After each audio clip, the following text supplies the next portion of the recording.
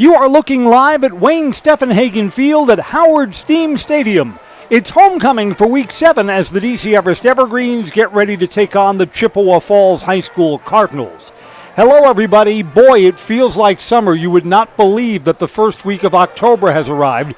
The only clue is that it's going to be dark and the floodlights are going to be in effect when we kick this off. We got up to 82 degrees here in central Wisconsin, and it's 73 as we're just a few minutes away from kickoff.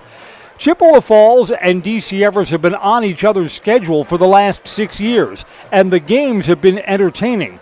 In fact, I remember a couple of years ago, Chippewa Falls scored on the first drive of the game when they played here, led 7-0. Evergreen scored on the last drive of the game, got to 7-6, and decided to go for 2 to try and win and fail. That was a classic game, a 7-6 decision for Chi-Hi. Chi-Hi has had good luck against the Evergreens, although it's the Evergreens that come in as the now team right now. Everest has won their last 4 and have improved their record to 4-2. Chippewa Falls comes in with a 2-4 record, but they did taste victory in their last Week 6 game. Pregame is brought to you by Auto Select, located on Schofield Avenue in Weston, providing dependable vehicle repair, service, and tires for 22 years. With a 3-year nationwide warranty, free roadside assistance. At Auto Select, you're good to go. Auto Select on Schofield Avenue in Weston and Highway 10 East and Church Street in Stevens Point. When these teams have met in recent years, it's been such a good show that I'm not sure the records matter. Again, Everest 4-2, Chi-Hi 2-4. But generally, the thinking is that the Big Rivers Conference, where Chippewa Falls plays, is tougher this year than the Valley Football Association. In fact, the Evergreens have played 2 Big Rivers schools so far this year and lost to both of them in weeks 1 and 2. Those were non-conference games. The Evergreens opened with a tough loss where the lead changed hands a couple of times in the fourth quarter against Rice Lake. And then the Evergreens dropped their home opener in week 2 to River Falls. But between them, those 2 teams that have beaten the Evergreens have a combined 11-1 record. I don't think those losses would hurt the Evergreens in the postseason seedings. The thinking around here is that the Evergreens need a win tonight, a win next week against Spash, and that's the biggest in-conference game of the season. And then we'll need to close out with a Week 9 win over Eau Claire Memorial. If the Evergreens can close out with 3 more wins, I think they'll get a home game when the state postseason seedings come out. Next week's game, Everest and Spash at Stevens Point. Boy, is that huge. And we'll have that on Zaleski Sports. The team that loses that game probably goes on the road for the postseason and will have a much tougher seed in round 1. Chippewa Falls wears their road white. White tops, white pants, black numerals, and cardinal red trim. Evergreens be looking like the Packers tonight. Their home green uniforms with white numerals and yellow trim. Homecoming here, and nobody does homecoming like DC Everest. Had the big homecoming parade from the high school down to the stadium. The crowd for the homecoming parade, again, the weather is just perfect. So the crowd for the homecoming parade was huge, and this is by far going to be the biggest football crowd that the Evergreens are going to play in front of. Here at Steam Stadium, the bleachers stretch from goal line to goal line, and the home bleachers are completely full. We're going to be packing them in on the hillside behind the Everest goalposts tonight. It's an overflow crowd. If you're in line for concessions right now, you're not going to be in your seat by the time we kick it off. Teams will be on the field, we'll have the national anthem, and then we'll kick things off when we come right back. Get ready for DC Everest and Chippewa Falls coming up on Zaleski Sports. Find auto repairs, brakes, tires, and oil changes all in one place at Auto Select in Weston. At Auto Select, you can expect dependable automotive repair from the experts you can trust will exceed your expectations. Auto repair has never been so comfortable with a spacious, clean waiting room with refreshments along with shuttle service and loaner vehicles for your convenience. And ask about their 3-year, 36,000-mile warranty. For your next auto repair or maintenance, bring your vehicle to Auto Select on Schofield Avenue in Weston. In Stevens Point and Plover, at Auto Select, you're good to go. Take your education out of the classroom and give new spaces a spin.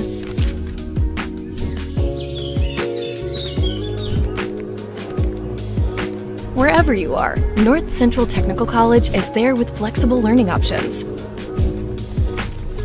including rolling start dates and 100% online classes. Earn your degree around your life. Welcome back. I'm Chris Conley. At halftime of this homecoming game, the Evergreens induct 5 more members into the Athletic Department Hall of Fame. Who are they?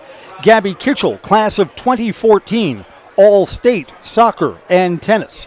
Also going in today, Emily DeLong, cross-country, basketball, and softball standout, class of 2027. Greg Langbin, star Everest pitcher and a basketball standout too, class of 1988. Greg Langbin, who still coaches with the DC Everest baseball team as an assistant coach, gets inducted into the Hall of Fame. Football, hockey, and track standout Jason Hurd, class of 1995, will be inducted as well. And we asked for a community volunteer to go into the Hall of Fame. It is Dave Junian, the photographer of the DC Everest team. All of the DC Everest yearbook and photographs in the athletic department get taken by Dave. He's donated his photographic talents to the Evergreens for some years now. Evergreens come out of the tunnel and onto the field. One of the great things about homecoming, you look at football alumni, the number of Everest football players who have played at the next level, at high-level college football, or have even played in the pros. The Evergreens probably have the most impressive football alumni group of anyone in central Wisconsin. So the message for the players on this year's team, if you think your talents can take you to a higher level of football competition, well, there are a lot of Evergreens that have already gone down that path.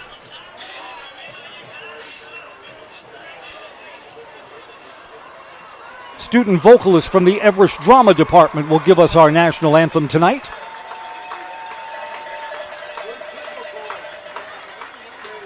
As the crowd here at Steam Stadium comes to its feet for the Star-Spangled Banner.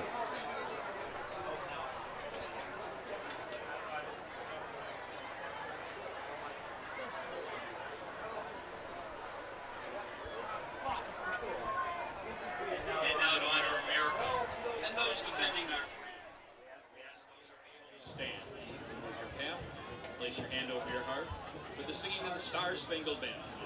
Tonight being performed by the DC Everest Senior Song Spinners.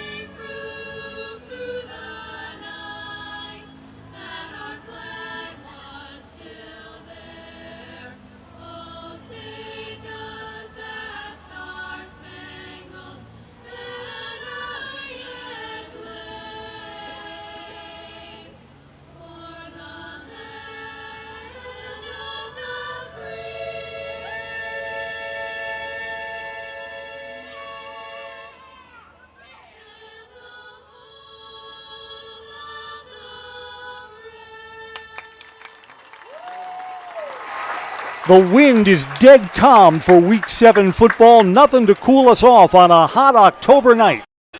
Chippewa Falls gets the ball first, and we'll kick it off when we come right back on Zaleski Sports. The first tube was bent in 1968 back in a garage by our house. Shortly after that, we moved into a rented space in a machine shop. Moving into this building in 2000 at 90,000 square feet. So right now we sit at 165,000 square feet. 150 employees. Every day we look at how grateful we are to be where we are, but we never forget where we started. Here at J&D Tube Benders, we're a full custom hydraulic tube manufacturer. We can do anything from your simple bent tube component to a fully welded assembly.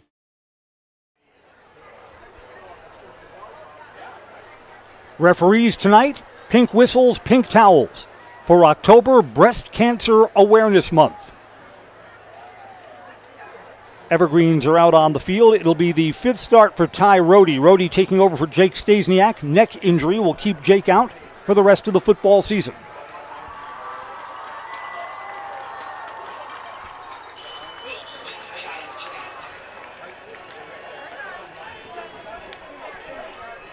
Carson Kemp will kick off for the Evergreens.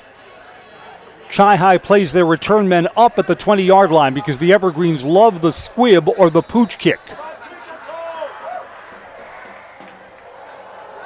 Carson Kemp is more than capable of parking the opening kickoff into the end zone. He approaches. Let's light this homecoming candle. Tumbling end-over-end kick returnable from the 2-yard line.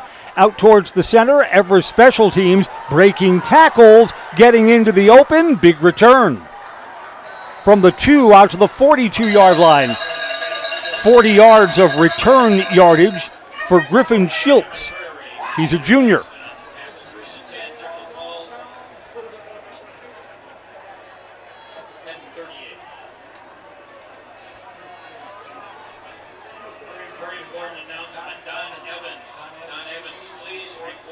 Evan Weiler starting quarterback for Chi-High. He's a junior. Beg your pardon, senior. And everybody's in close. Single wing football to open on 1st and 10. A pitch, quarterback's a blocker, and the Evergreens spin this down. Didn't get back to the line of scrimmage. Tyler Banke, Jr., is usually the featured running back for Chi-High. They'll officially give him no gain.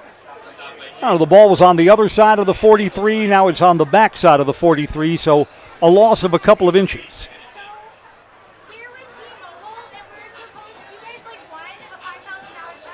Second down and 10.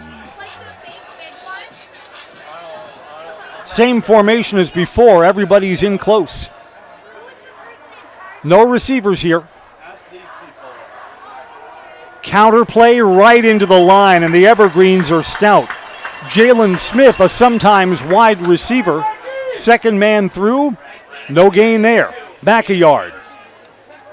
Evergreens have been winning at the line of scrimmage on the first 2 plays of the game. See if that trend continues. Third down. Football is brought to you by Rotographics Printing. When it comes to printing materials, sales, and marketing, company supplies, Wausau turns to Rotographic Printing. They'll give you just what you need to help your business stand out. Rotographic Printing, 80th Avenue in Wausau. Chi-High's got a throw here. A 4-receiver package trips to the far wide side of the field. See if the Evergreens blitz. Quarterback scrambles, late pressure, tipped and almost intercepted. Silas Weber got a hand on it. He had the underneath coverage. Chi-High opens the game by going 3 and out. Just what the Evergreens had in mind when they won the toss and deferred to the second half. Chi-High in punt formation on 4th and 11. Silas Weber to return the kick. He waits at his own 25-yard line. Again, no wind to help the punters or the kicking game tonight. Line drive, tumbling kick, bounces, and will roll. It'll roll all the way down to the 10-yard line. Long field ahead for the Evergreens, down at the 9. That punt was not in the air very long, but it was a tumbler, and it bounced and rolled for the Cardinals. Evergreens with 91 yards of real estate in front of them for Ty Rohde.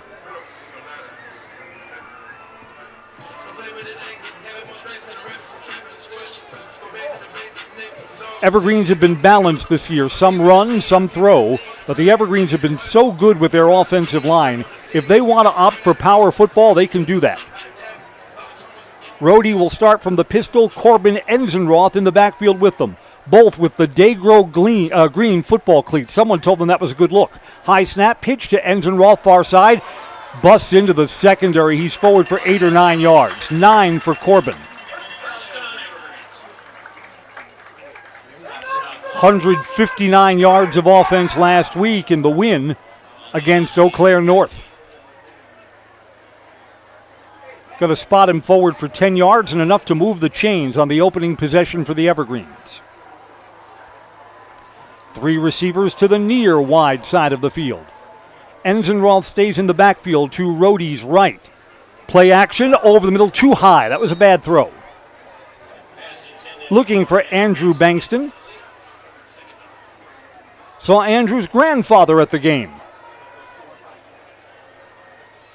Again, so many of the Everest families bring everyone on a day like this. This will be 2nd and 10 after the incomplete throw.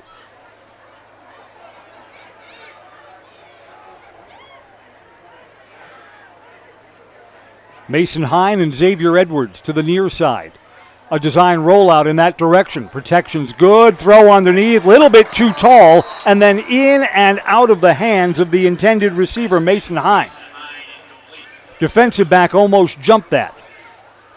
Could have been an interception. Then it could have been a catch. Nothing for nobody. 3rd and 10 coming up. Evergreens have done a good job of keeping Ty Rohde, their sophomore quarterback, out of must-throw situations like this one.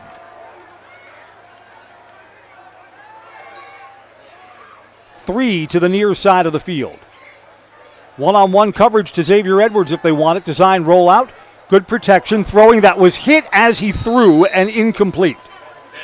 Rohde absorbed some contact, and that ball was kind of a fluttering duck. The Evergreens get 1 first down, and they will have to punt. So the team's trading possessions in the early stages of the first quarter. Football is brought to you by Newton Electric. From residential to commercial, industrial to agriculture, Newton Electric in Wausau has been serving central Wisconsin since 1977. Give them a call or find them online at Newton Elec. That's NewtonELEC.com. Chippewa Falls figures to get good field position. Punting that away for the Evergreens is Caden English. High and up and out of play, and Chippewa Falls going to start in plus territory at the 43-yard line. Short field for Chi-High, 0-0 first quarter. Chippewa Falls 3 plays and -1 yard on their first offensive try. They get the ball back. Backey's Family Chiropractic in Rothschild provides personalized chiropractic care no matter what issue your body is battling. Migraines, anxiety, stress, or a wide variety of youth issues, let Backey's Family Chiropractic give you back the life you deserve. Single receiver in the slot on the near side. New formation, and that receiver's across the formation here. Second man through. Not much. Tyler Benke's got a yard or two. It's something positive for Chi-High. 2nd and 8.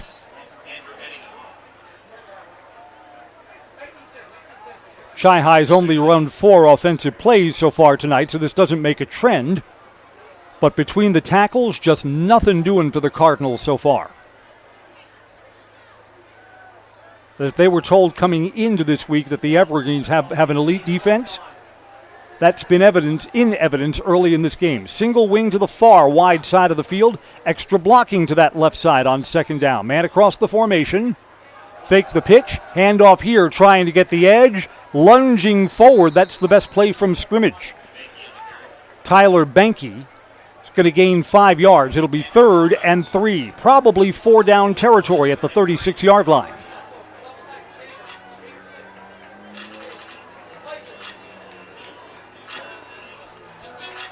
I can remember some years when Chi-High would call their plays at the line of scrimmage. They're huddling up. More teams have been huddling between plays. Everybody's in close. A 3rd down test for the Everest defense. Pitch in the middle. 2nd effort, but short of the 1st down. Jalen Smith carries. He got 1 yard. What was 3rd and 3 is going to be 4th and 2.5. Chi-High is keeping the offense on the field. They're going for it. Quarterback Evan Weiler goes over to the sideline to get the play here.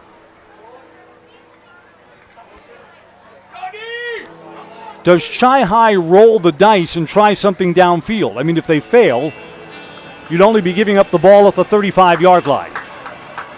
No, this looks like power football here. Everybody's in close. Quarterback's under center.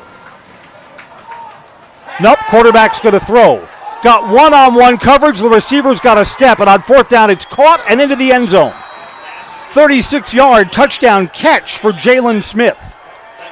Leaked out of the backfield, had soft one-on-one coverage, and Chi-Hi converts with a TD on 4th down.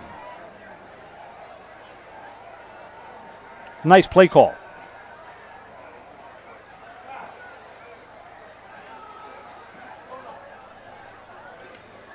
So the Evergreens, not used to playing from behind during this winning streak, will play from behind tonight.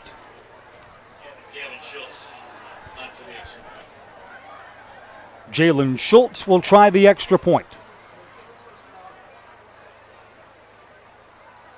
Low snap, it's down, kick is good. Chi-Hi goes on 4th and 2 and throws it into the end zone. Chippewa Falls 7, DC Everest nothing when we come back. This is high school football on Zaleski Sports. In every department at Dahl Auto, you'll find people who've been in the industry for decades. Sales staff with a deep knowledge, not just of cars, but how to build relationships. A service team who always double checks each other's work. Dozens of people you may never meet who've been working for years to make buying and servicing a car feel fast and easy. In over 100 years at Dahl Auto, we've learned to value experience. After working with our team, you'll value our experience too. Dahl Auto, simple. Welcome back. Evergreens will get the ball for a second time. First time they had it, 1 first down and then a punt. Football tonight's brought to you by Lead Car Toyota of Wausau. Discover unbeatable deals and award-winning service. Lead Car Toyota of Wausau, your full-service destination for everything Toyota, including a state-of-the-art collision center. Lead Car Toyota of Wausau, 20th Avenue in Wausau.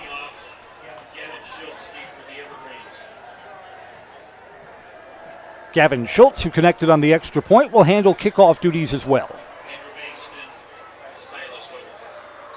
Andrew Bangston up high. Silas Weber down low to return for the Evergreens. Kick's got some air under it. Bangston from the 5 on the far sideline. Stumbled for a moment. Got his feet. Loses the football. Loose in the backfield. Evergreens are on it, but again, a long field here. Boy, can't afford that. Evergreens recover, but they're all the way back at the 7-yard line.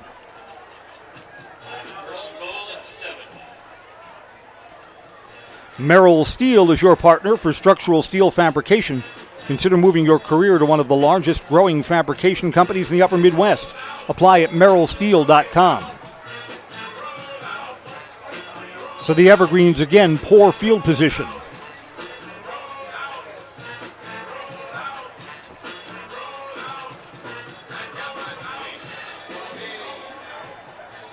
Here comes Ty Rohde, 1st and 10. He'll get the ball near his own goal line. Hand off to Enzenroth, cuts back towards the middle. Positive yardage here. Moves the ball from the 7 out to the 11-yard line. That's 4 yards on 1st down. Enzenroth's a good cutback runner. Planted that back foot and shifted direction.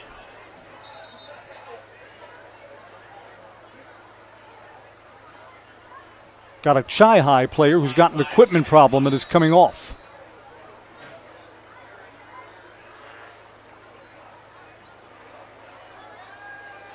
Enzenroth stays in the backfield, 2 receivers to the near side.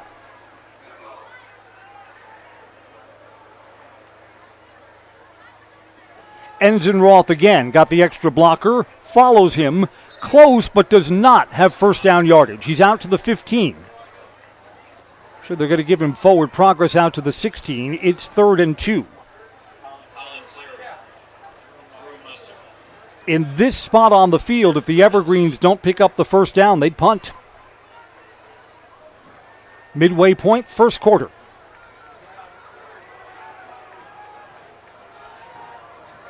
Extra lineman on the far right side. Enzenroth lines up to his quarterback's left. Keep it on the ground to Corbin. Corbin is going to be right at the sticks. This will depend on the spot. Eyeballing this, and he's got the 1st down. Needed 2.5, he's got 3, and the chains move.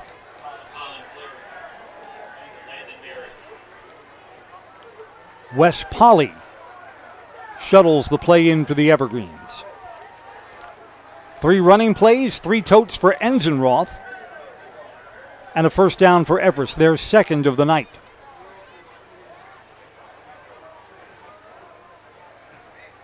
Snaps a little bit low.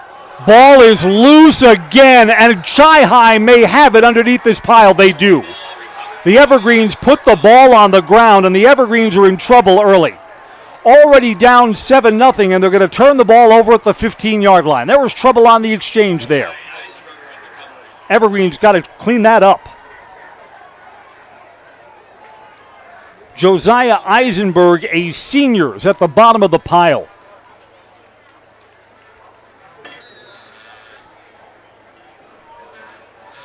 So the Evergreens put the ball on the ground on the kickoff return and recovered it. Lost the ball on the center quarterback exchange and did not that time.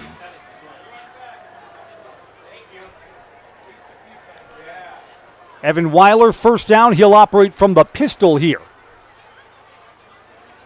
Jet sweep. Getting the corner, pushed out of bounds. Pretty good defense there by the Evergreens. Didn't really get to turn it upfield. Vander Truax was there. It's only a gain of 3 yards. Clock stops with exactly 5 minutes to go in the quarter. Evergreen's defense has been good pursuing east to west. It's been hard to turn the ball upfield on this Everest defense. Defense has to bail out the offense after a turnover. Touchdown maker Jalen Smith is the single receiver up high. One-on-one coverage with Asa Martin on him. Now across the formation. Second man through, there's a hole, and Chi-Hi's got a 16-yard touchdown run. Tyler Benke is in the end zone. Evergreens are down by 2 scores.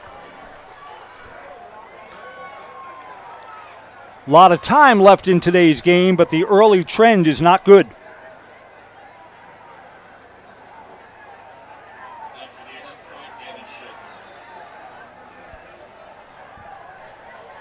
So Tyler Benke, who's been bottled up for most of the game so far, got a big hole on the right side and finds the end zone.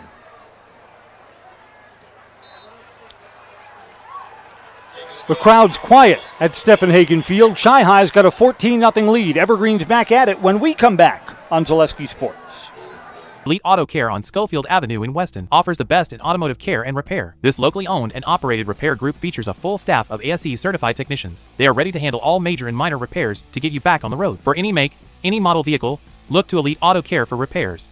From general maintenance and preventative care like oil changes and tire rotations, to those more challenging issues like air conditioning, brakes, and engine issues. Elite Auto also offers a full selection of tires to fit your vehicle needs. For your next auto needs, turn to Elite Auto Care, your local family-owned auto business, on Schofield Avenue in Schofield. Everything has gone Chippewa Falls' way so far. Football tonight's brought to you by France Propane, your locally owned complete service propane company serving all of central Wisconsin for 2 generations. Learn more at francepropane.com. France Propane, local, quality, family.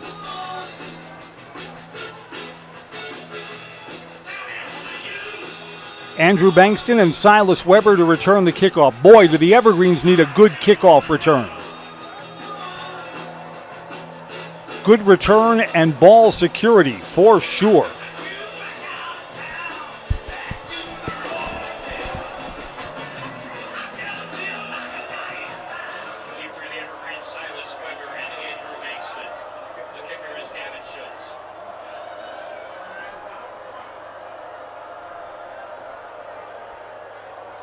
Gavin Schultz to kick off again.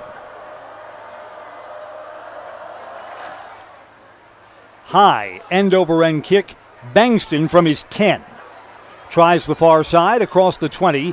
Out to the 25, breaks a tackle, still going, and will be out to near the 30-yard line. Evergreen's best field position so far tonight.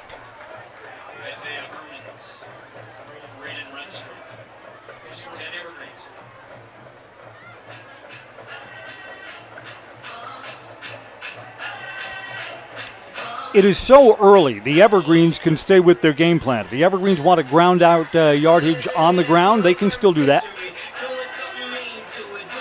Tell you this, can't afford to fall any further behind. Andrew Bankston stays on the field. He's at the end of the right side of the offensive line. On first down from the 30. Enzenroth got 5 yards, 6 yards forward. Productive on first down.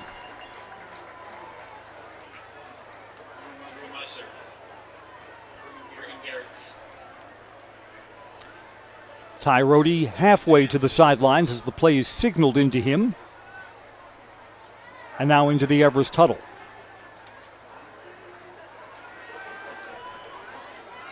Xavier Edwards and Mason Hind are the two receivers down low. Enzenroth still in the backfield on second down.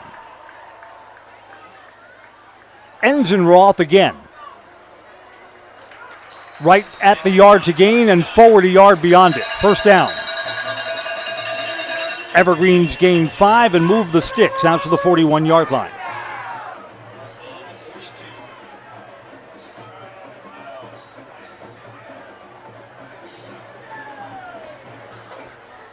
Corbin Enzenroth has all of the Everest offense so far.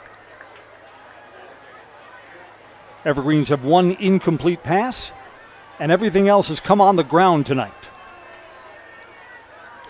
Enzenroth moves to the quarterback's left.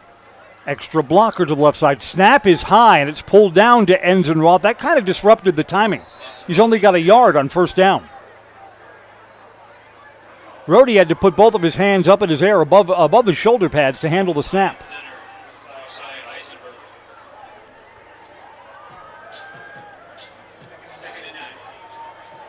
Andrew Bangston comes in. Tristan Gast is out for the Evergreens.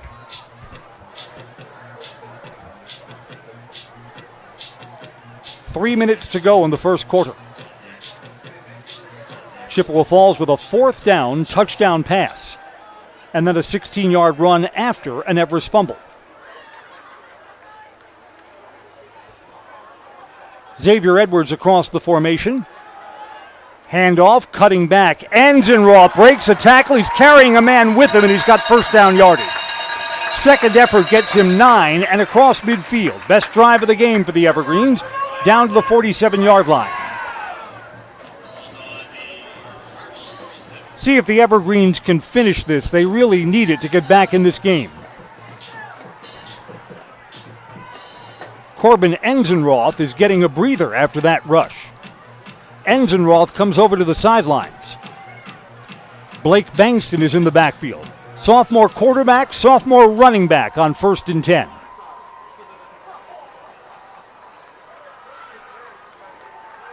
Got a throw. Late pressure, screen near side, but there's no blocking there. The blocking was much further downfield. Mason Hind makes the catch, but there's no gain. Caught that behind the line of scrimmage, got back to the line. 2nd and 10. Yeah, there had to be someone over there who was intended as the blocker. Enzenroth comes back in for the Evergreens.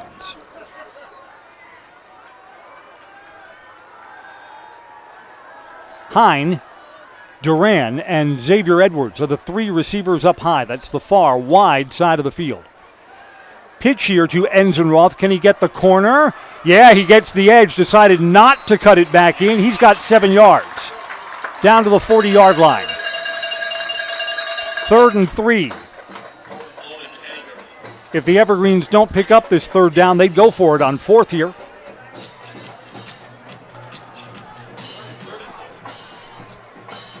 Getting late in this first quarter. Of course, the Evergreens in first place in the Valley Football Association, so every other team is rooting for Chi-Hi tonight. Third down from the pistol. Enzenroth is back in at running back. And he's going to carry right into the line. Everest offensive line won that push. 5 yards, another first down. 1, 2, 3 first downs on this drive for the Evergreens, their best drive of the game so far. Down to the 36. Duran and Hine come back in for the Evergreens.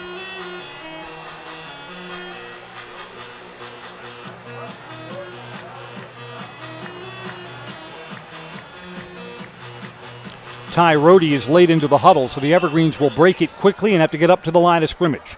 2 receivers down low. Xavier Edwards has one-on-one coverage up top if they want it. On the ground to Bangston. Bangston tries to get the corner. Couldn't quite turn it upfield. Shoved out of bounds after a gain of 1 or 1.5. Clock stops with the runner out of bounds, so we'll have 1 play left in this first quarter. Ball moved from the 36 to the 35. Second time in a row that the Evergreens have not been productive on first down. Got to overcome that.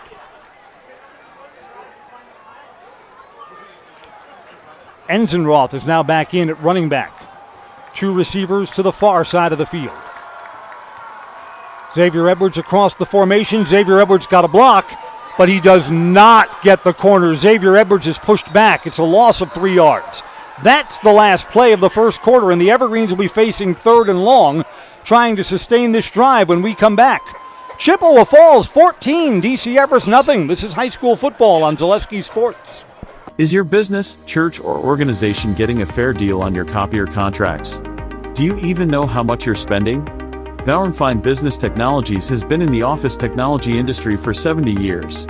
We have an award-winning service department, and customers love our fair and flexible service contracts.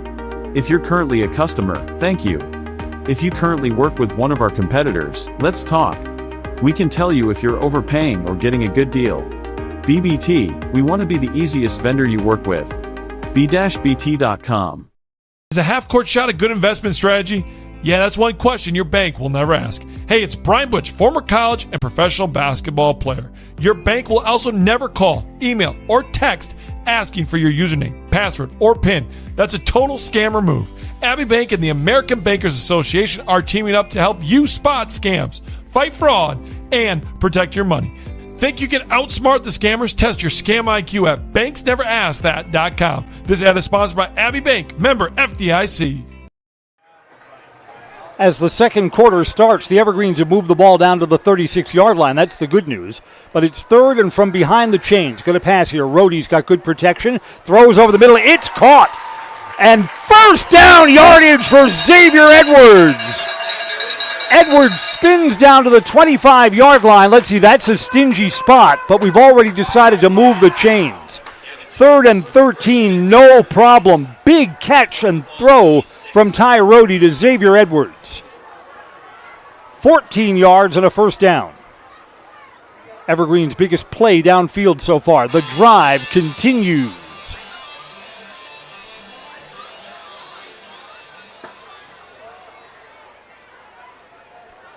Xavier Edwards, one of the two receivers up high. Enzenroth in the backfield next to Rohde. Back to the ground game. Enzenroth patient, cuts back between the tackles. He's got 4 yards on first down.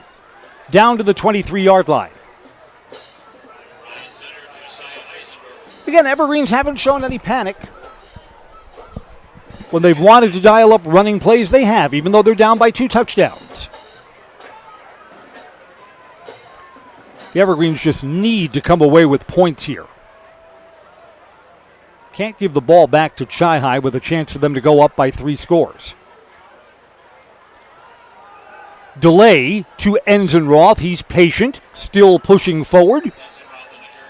He's got 3 more yards. Here comes 3rd and 3.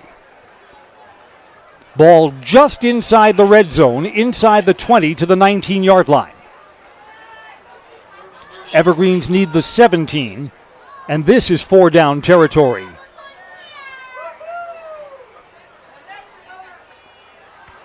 Evergreens looking to give this huge crowd something to cheer about. If the Evergreens score here, the stands would explode. Extra blocking back in, Tristan Gaft. To Enzenroth, finds the hole, slugs forward. He's right at the yard to gain. This is going to depend on the spot. I think they've got him short.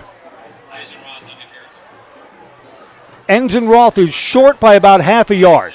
Evergreens will go for it. Evergreens have another play already called and are coming right up to the line of scrimmage. 4th and half a yard. They're going for it here.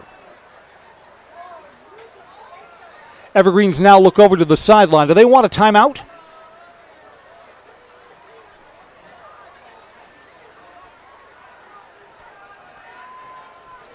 Fourth down and less than a yard. Bankston's a blocking back. Enzenroth hits the hole hard. First down, Evergreen. Down to the 11-yard line. Gain of 6, and the chains move. Again, when the Evergreens really needed it, their offensive line won up front. Not quite goal to go. Evergreens could get a first down if they drive down to the 1 yard line. Football is brought to you by Valley Communities Credit Union. For 90 years, Valley Communities Credit Union has been a part of your hometown team. Local, trusted, strong Valley Communities Credit Union, where community comes first. Federally insured, NCUA. Deepest penetration of the night. Shift 2 blockers to the right side of the offensive line. Enzenroth's going in that direction. Got a hole. He's inside the 10 and bent back at the 6. Gain of 5 on first down.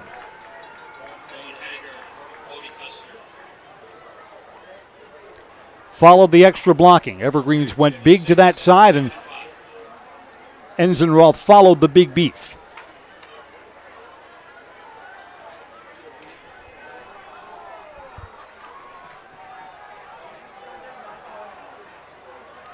Xavier Edwards is in the slot on the far side of the field. Evergreens shift blockers to the left side of the line now. Long count. Handoff. A hole in the middle and down close to the goal line, but not in. That could be first down yardage depending on where they spot it. Ball is going to be inside the 2. It will be third down and half a yard from the 2 yard line. 1 yard will get the Evergreens a first down. 2 yards will get the Evergreens points.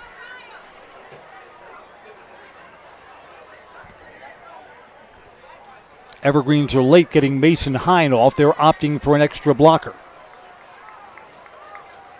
Rhodey at quarterback. Enzenroth, his best friend in the backfield. Third and a yard from 2 yards out. Handoff. Enzenroth powers to the end zone. He's in standing up. The Evergreens are heard from. Corbin Enzenroth, a 2 yard touchdown run.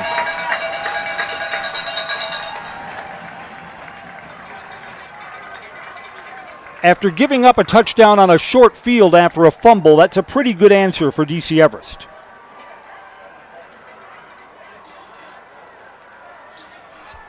Evergreens will line up for a point after touchdown, I think. They will probably shift into point after touchdown formation. Let's see.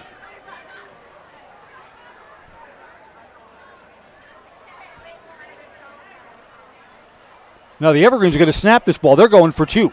Ty Rhodey up the middle. They've marked him short. Rhodey had his knee down and then tumbled into the end zone. The 2-point try is no good. 14-6. Chi-Hi back on offense, and the Evergreens defense will be looking for a stop when we come back on Zaleski Sports.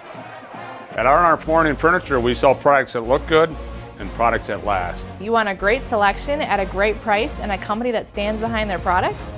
You will find Wolfcraft, Ashley, Marshfield Furniture, and more. Looking to get the best sleep of your life? We have a mattress for you. Get a 15-year non-paraded hybrid mattress for only 25 cents a night, and we also carry adjustable beds. When it comes to flooring, furniture, and mattresses, it's easy. Come to R&R Flooring and Furniture today. That's all it takes. Welcome back. I'm Chris Conley. Well, it's now a 1-score game, but the Evergreens did not help the cause by coming up inches short on a Ty Rhodey 2-point try run. 14-6.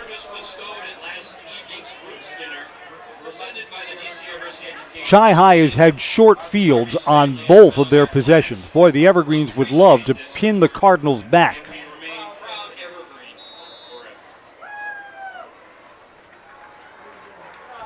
Carson Kempf to kick off.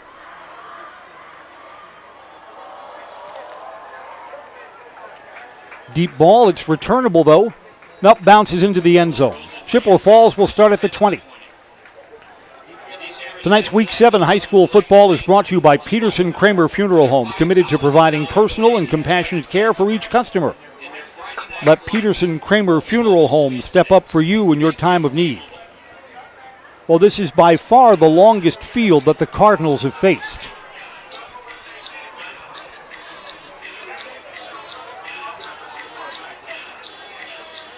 When Chi-Hi has gone single wing, the Everest defense has been stout. They'll put a single receiver up high on 1st and 10 with 80 yards between them and their goal line. Receiver across, fake the pitch, getting the edge and busting into the secondary. This is a big game. Across midfield and caught from behind across the 40 and down to the 35-yard line. Talon Schiltz. Just what the Evergreens didn't really have in mind. That's a 46-yard run. And immediately, Chi-Hi flips the field.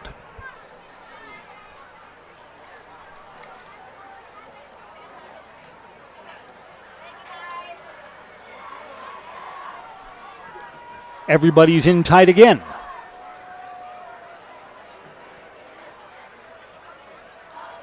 First down. Pitch. There's a blocker. Cutting back into the secondary, and Chi-Hi has answered 2 plays after the Evergreens are in the end zone. Jalen Smith has a 34-yard touchdown run. Chi-Hi is back up by 2 scores. Jalen Smith has a touchdown catch, and now has a touchdown run.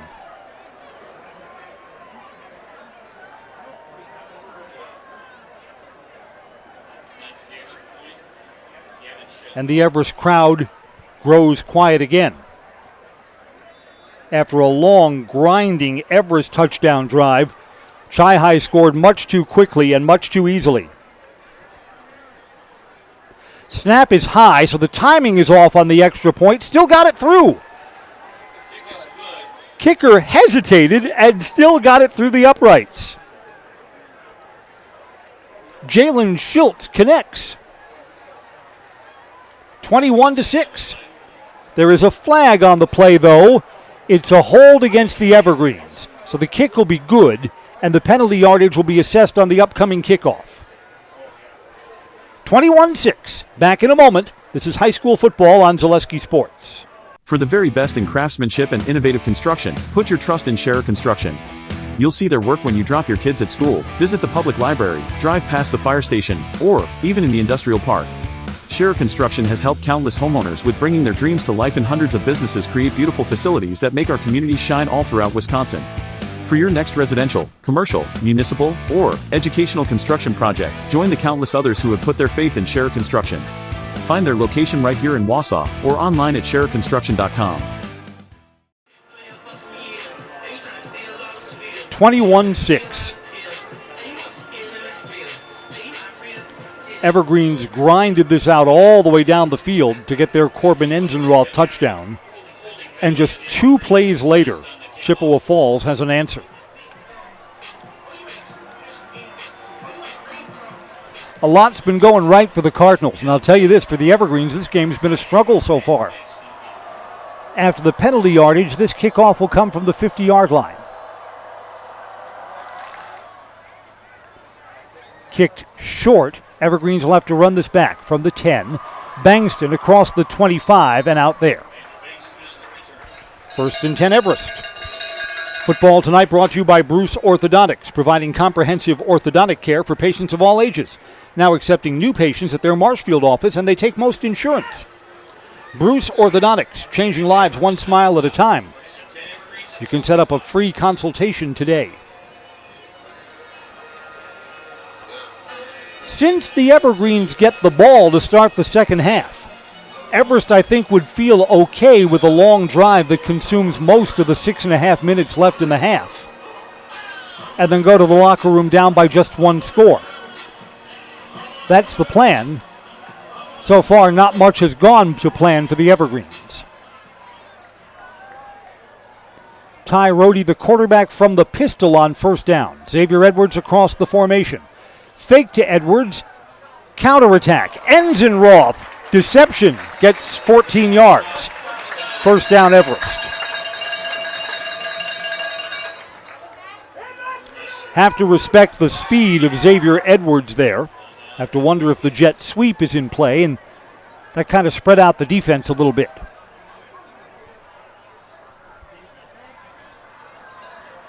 Three receivers down low and a new set of downs for the Trees.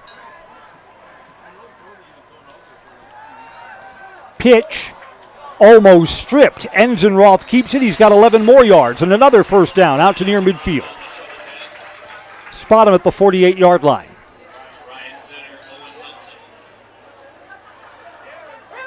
I don't think that was a forward pass. We're looking around here in the press box. Is that going to be passing or rushing yardage? I think rushing.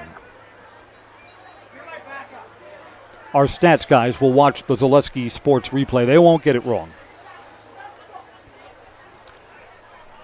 Back-to-back first downs to open the drive for the Evergreens.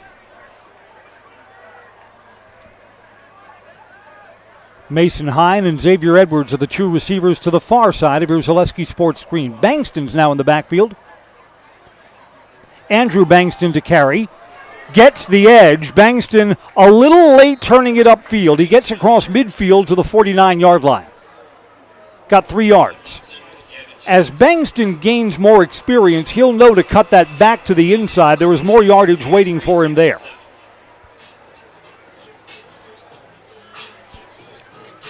Wes Polly comes into the Everest huddle.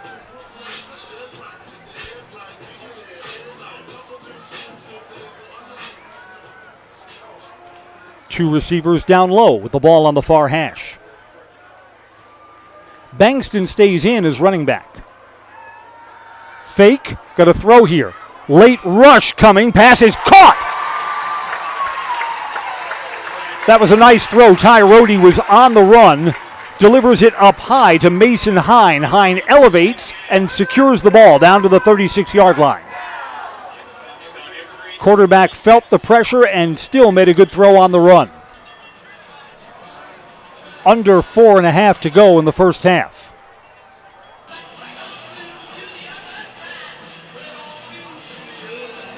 Evergreens have moved the ball their last 2 possessions. Got a touchdown the last time driving here.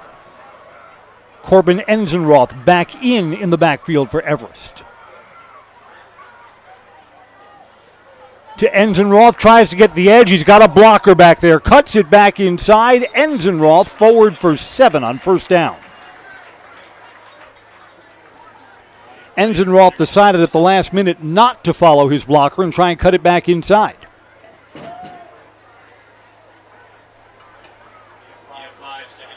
Second and 5. Yeah, I think the Evergreens would like to take as much time off the clock as possible, even though they're trailing by 2 scores.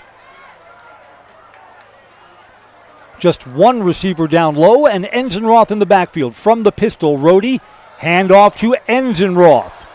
Kind of high steps through. He's right at the line to gain. From that spot, that's going to be a first down, I think. Yes, it is. To the 26-yard line, the chains move again. Suddenly, it appears that the Chi-Hi defense is having trouble getting stops. So both of the defenses have been porous in the second quarter. Under 3 to go until intermission. Big homecoming halftime here at DC Everest. Got a throw on first down. Protection's good, now a screen. Bankston lunges forward, penalty marker is down 2. Down to the 21-yard line. I'm not sure if this is a hold or if this is going to be a face mask. I think it's on Everest.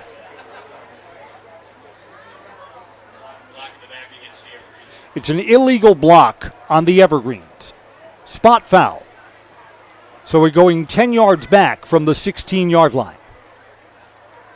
We will replay first down.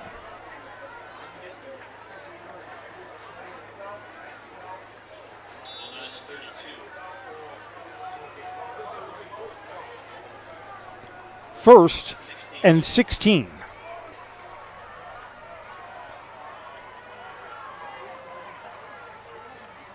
Rohde, Enzenroth make up the backfield. Fake to Enzenroth, going to throw. Late pressure. Screen to the near side. Bankston's got a block. This time he's going. Bankston gets the penalty yardage back. He's got a first down. On first and 16, Bankston's screen picks up 17. Evergreens are back in the red zone. Under 2 to play first half.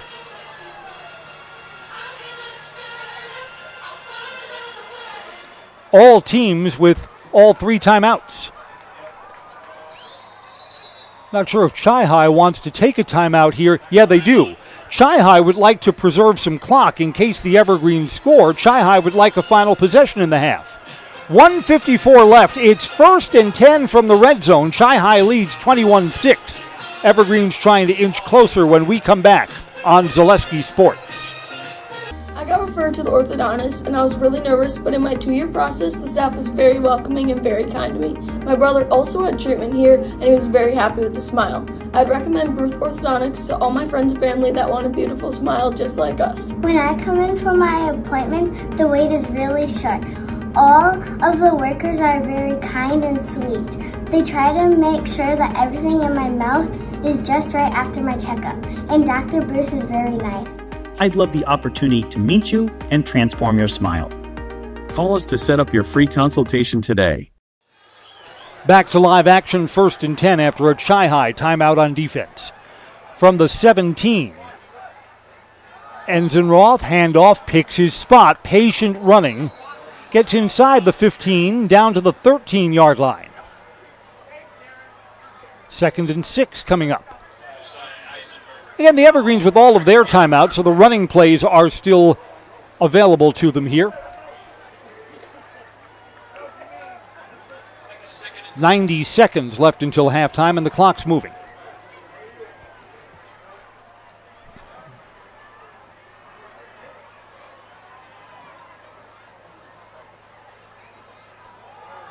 Handoff. The Evergreens have a new back in there. Tristan Gast. Gast has 4 yards. 3rd and 3 coming up. Evergreens keep the timeouts in their pocket. It'll be under a minute to go when the Evergreens snap the ball. Evergreens would go on 4th down, hoping that they can pick up the 3 yards and leave that decision for another day. From the 9, 50 seconds to go until halftime and counting down. Big 3rd down play. Long count. Back in and getting the edge is Enzenroth. 1st down yardage. Clock will stop for a moment while the chains are moved. He is down to the 4-yard line. 39 seconds left. Clock winds as the Evergreens are set up for 1st and goal.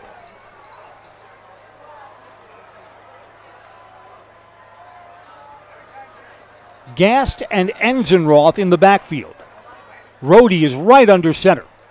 2nd man through. Enzenroth keeps the legs churning. 2nd effort. He's short of the goal line. He's down to the 2. Evergreens will take a timeout here with 14 seconds left. Evergreens inching closer. It'll be 2nd and goal when we come back. Late first half on Zaleski Sports. It just makes sense. Mittens carries higher quality furniture from all of your favorite brands because we want you to be proud of your space. It just makes sense. Mittens carries all of your favorite appliance brands so we can save you money on the products you trust. It just makes sense that Mittens services what we sell because we want your home to be comfortable and run smoothly. It just makes sense. Central Wisconsin has shopped at Mittens since 1938 because we have it all.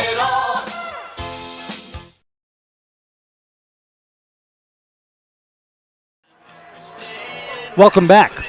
The Evergreens started this drive with 6.5 minutes left in the quarter. They've consumed all the time. Only 14 seconds left, but the plan only works if they come away with a touchdown here. 2nd and goal from about the 2.5. Enzenroth again finds that hole, slithers through. They've marked him short. The Evergreens are going to have to use another timeout. They'll put him inside the 1-yard line with 8 seconds left.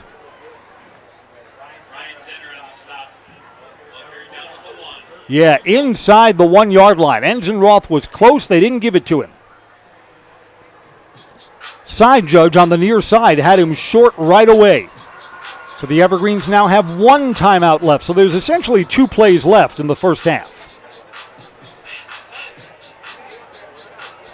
Great Lakes Cheese says, looking for a workplace that invests in you? Join the Walsall team at Great Lakes Cheese.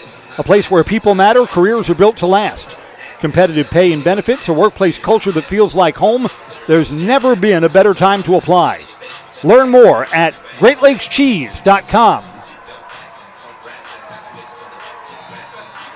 3rd down from about a yard out.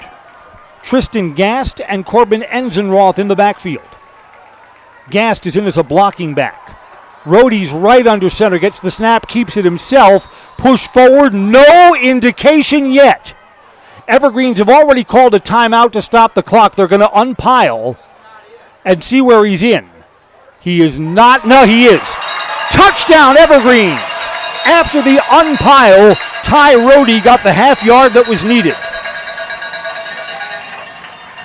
And the Evergreens are going to go into the locker room down by only one score. I think Everest will go for 2 here. The touchdown comes with 1 second left on the game clock.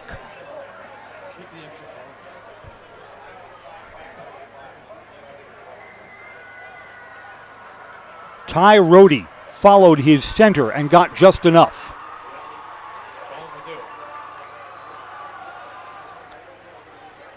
Rohde is still on the field. I think the Evergreens are going for 2 here. Yes, they are.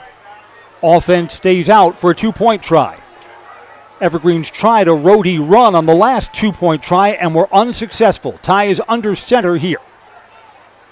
Looking for 2. Rohde rolls out, throws to the other side. All alone there is Bangston, makes the catch. Rohde's 2-point pass is good. 21-14.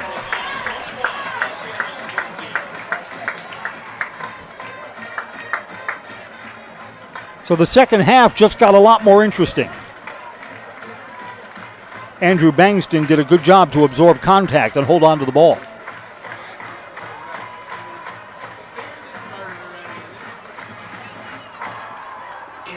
(21-14). A squib kick will probably expire the 1 second that's left. And then the Evergreens, who have scored on their last 2 possessions, will get the ball to start the third quarter. Football tonight's brought to you by Brickners of Wausau. Brickners of Wausau, proudly serving Wausau and the surrounding community since 1945. So the Evergreens took up more than half of the second quarter on that long scoring drive. Drive started back at the 25-yard line, so they covered 75 yards of real estate and come away with 8 points.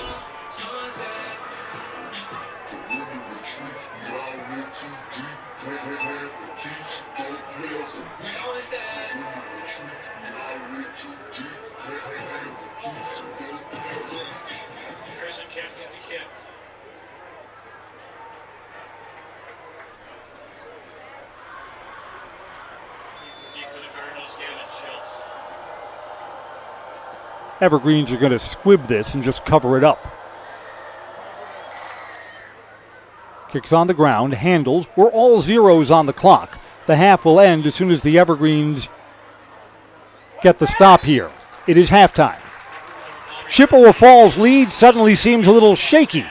21-14. It is homecoming. We salute our homecoming king and queen, Anna Meyer and Asen Witter. Evergreens will have Athletic Hall of Fame induction ceremonies, dance team, and marching band to entertain here at the field. And here at Zaleski Sports, we'll step aside for another edition of Hard Knocks. Chippewa Falls by 7 as we've reached halftime. Week 7 football on Zaleski Sports. Ignition sequence start. 6, 5, 4, 3, 2, 1.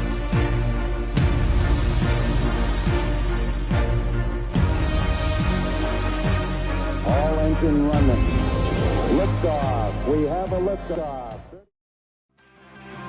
Hard Knocks on Zaleski Sports is presented by Security Health Plan. SecurityHealth.org is your portal to find your plan, a doctor, prescription tools, and more. For 24/7 access and all the tools and resources needed to improve your well-being, right at your fingertips, visit SecurityHealth.org.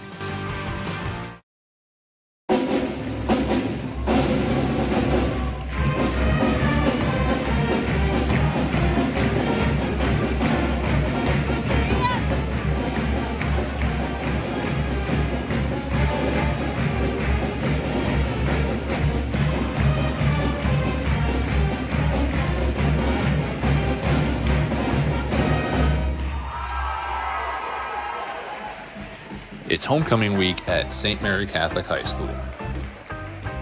And on the Thursday before the homecoming football game, it's pep rally time.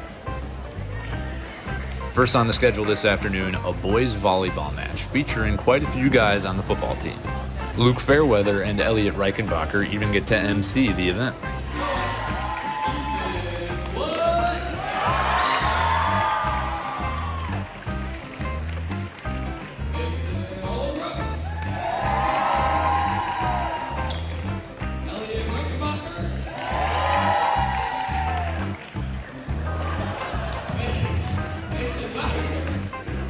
First matchup, seniors versus freshmen, a matchup that the seniors dominated through and through.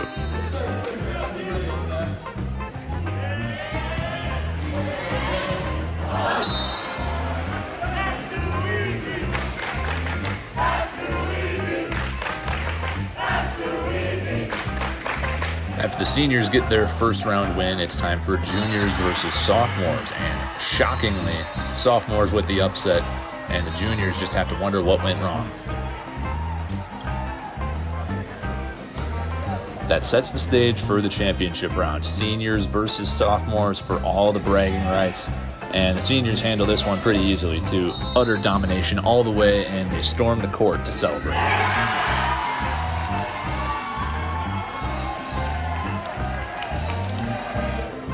There would be more festivities, such as musical chairs and air bands, but the Zephyrs, at the end of it all, get to go to football practice. With today being Thursday, the practice is lighter than usual, but that doesn't take away the mental intensity that they're trying to bring every day. Coach Detterman's theme this week has been taking championship reps. If you want to be a champion, you have to play like one, even on Thursday practices like this, where the intensity is relatively low. But when you have a guy like Zeke Hennessy on your team, you can be sure that the energy will never be too low.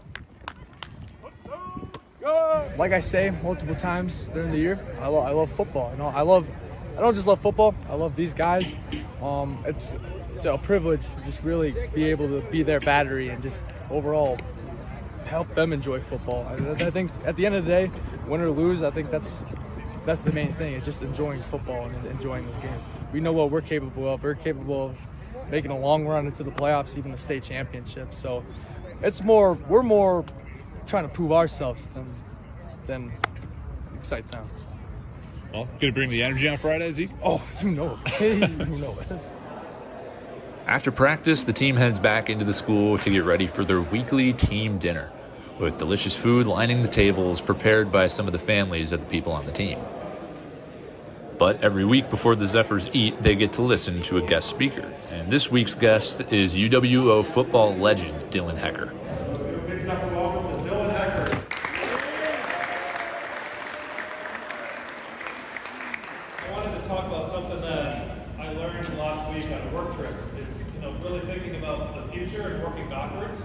So that future could be tomorrow night at the game. It could be in 5 years. It could be in 10 years, right?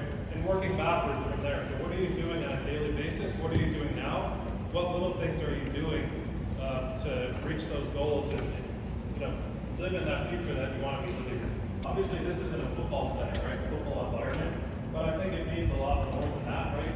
It's really shaping the foundation and the framework for who you're going to be as you get older. It's really building those habits and small things on a daily basis that are going to lead to you becoming a better person, a better partner, a better father, whatever it is that you want to.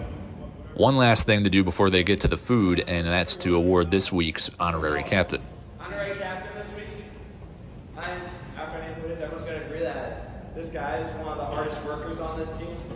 He's always there helping every teammate here. He's all holds a very special place in our heart, on the field, off the field, everywhere. And my favorite quote from this guy is when we asked him what he's thankful for, and he said he was thankful for water.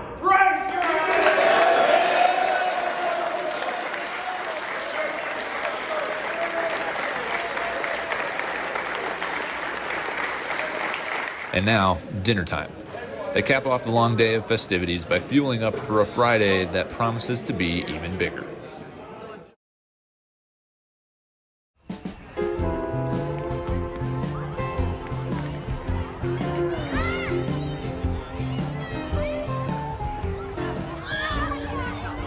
In the lead up to the football game, the Zephyr community gathers on the road outside the school for a homecoming parade.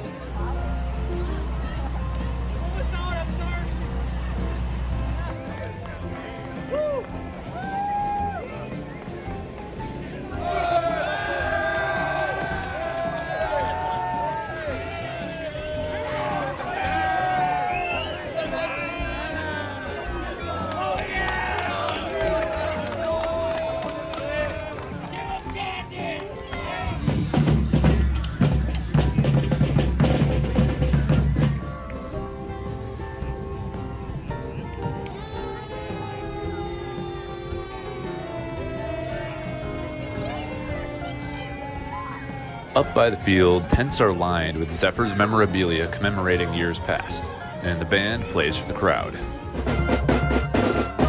The Zephyr's homecoming opponent, the Kohler Sheboygan Lutheran Christian Blue Bombers, a co-op of 3 schools that is coming off of a 35-8 loss against Brilliant. Meanwhile, the Zephyrs, riding a 2-game win streak coming into this one, look to keep their momentum going. Coach Detterman and honorary captain Bryce Burke lead the team out onto the field, and at long last, it's time for some homecoming football. Zephyr's receiving the opening kickoff of the game, and it bounces at the 25-yard line where it's fielded by Elliot Reichenbacher, who returns it for nearly 10 yards. But not much doing on their first drive. 3rd and 8, a QB keeper with Tarver Trinkner, but just not enough room to run, and the Zephyrs have to punt it away. Second play of offense now for KLC, and quarterback Aiden Oldenhoff is going to evade the pressure here and sling one looking for McCoy Michael. Elliot Reichenbacher almost picks it off, but Michael able to secure it after the tip.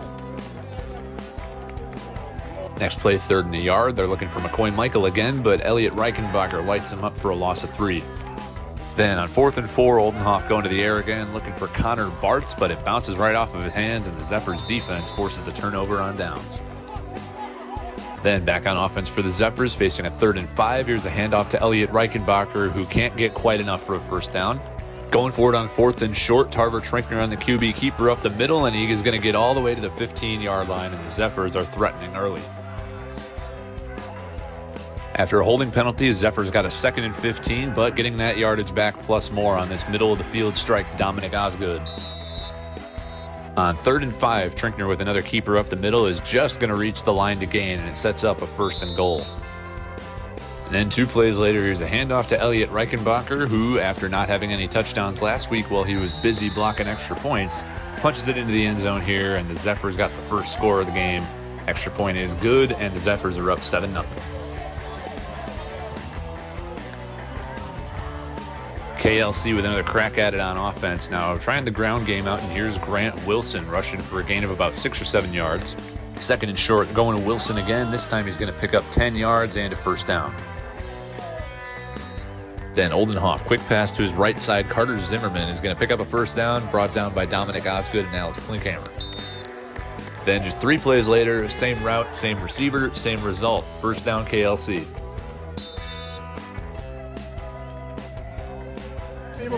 Stop that dive, right? We're all set up. We're going right to be down. Linebacker's got to be able to get that out. At the line scrimmage or behind. Yep. Right? That's all it is.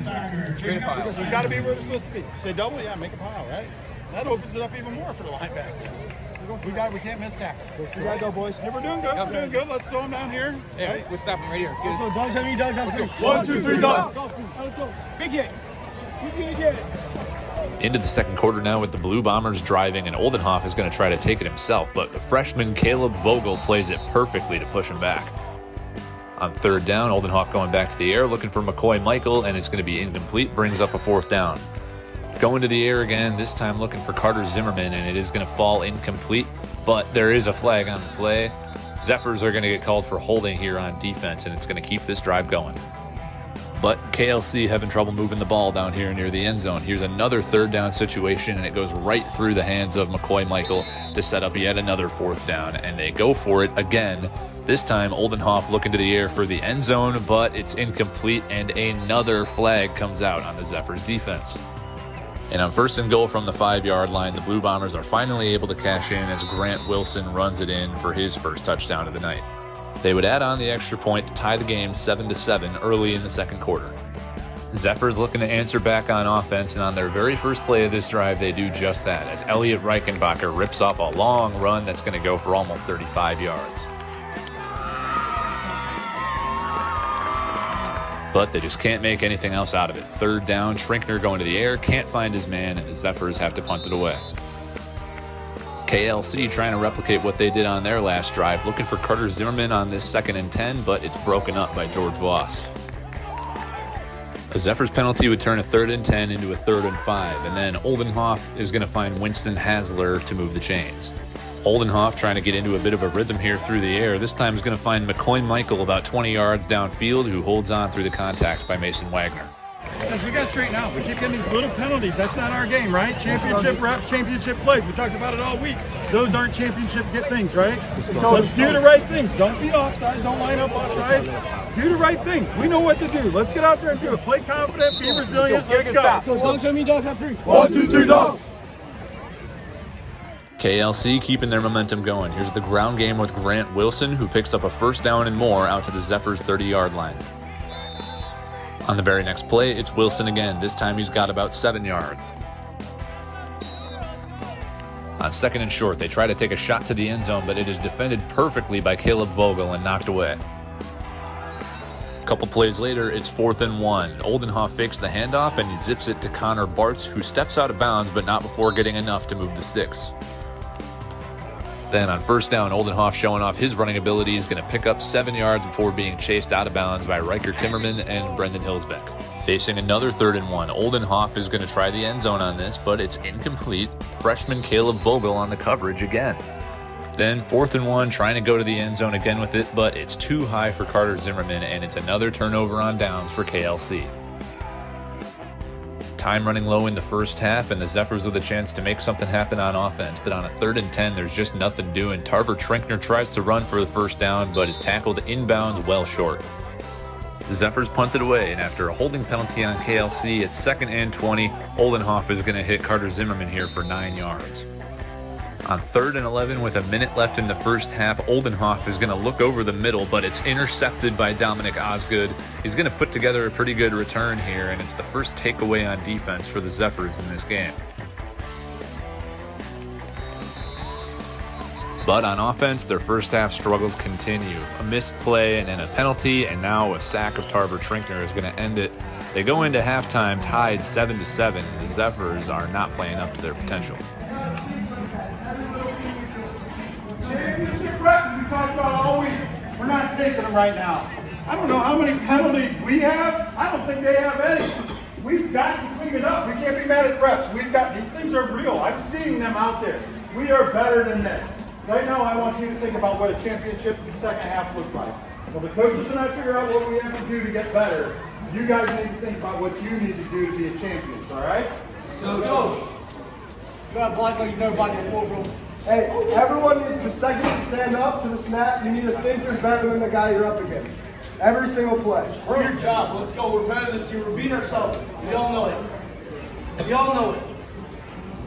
Do your job. Do your 111. Let's go. Lock in.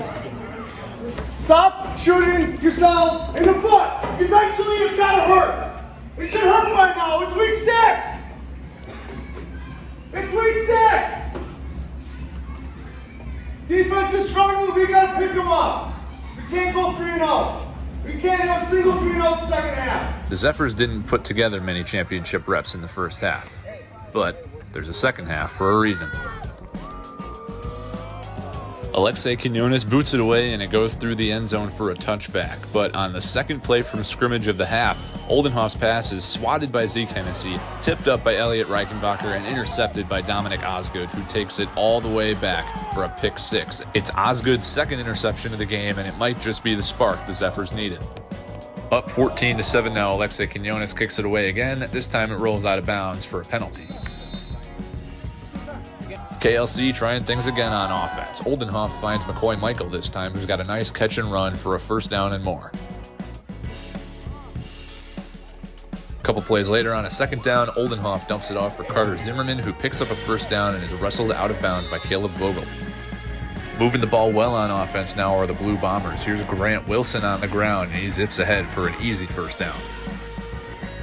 But on a third down, Oldenhoff, being chased, is going to try to force one in there to Ethan Klitsky, but it's incomplete. So going for it on fourth down, Oldenhoff with a perfect pass to the end zone for Connor Bartz, but it's even better defense by the Zephyrs. Turnover on downs.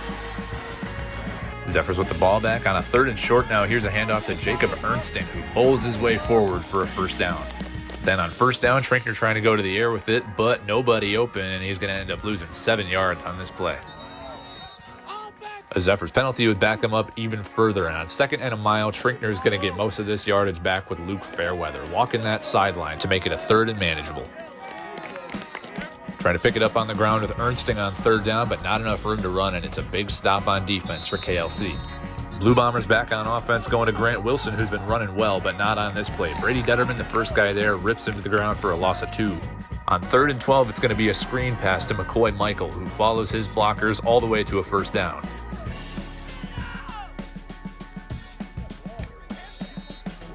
On first down, Oldenhoff is going to take a shot downfield for Carter Zimmerman with Vogel and Wagner in coverage, and this is going to be very close to an interception for Vogel, but they rule that it hits the ground and is incomplete. 2 plays later on 3rd down, it's a handoff to Wilson again, but no gain, and KLC has to punt. Zephyrs with another shot at it on a 3rd and 6 with time running low in the 3rd quarter, and Trinkner hits Osgood over the middle here to pick up a first down. Into the 4th quarter now on another 3rd down, and it's a handoff to Reichenbacher, who's got a gain of 15 and plenty for a first down. But Reichenbacher doesn't just want first downs, he wants touchdowns. And on this championship play, he's going to take it for a 30-yard rushing touchdown to extend the Zephyrs' lead. Quinones adds the extra point, and the Zephyrs lead 21-7 in the 4th quarter.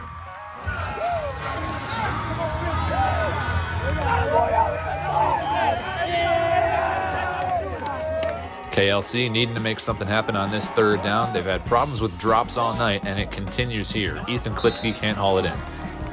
4th and 5, Aiden Oldenhoff trying to connect with Carter Zimmerman, but freshman Caleb Vogel's incredible night continues with another pass deflection to force a turnover on downs.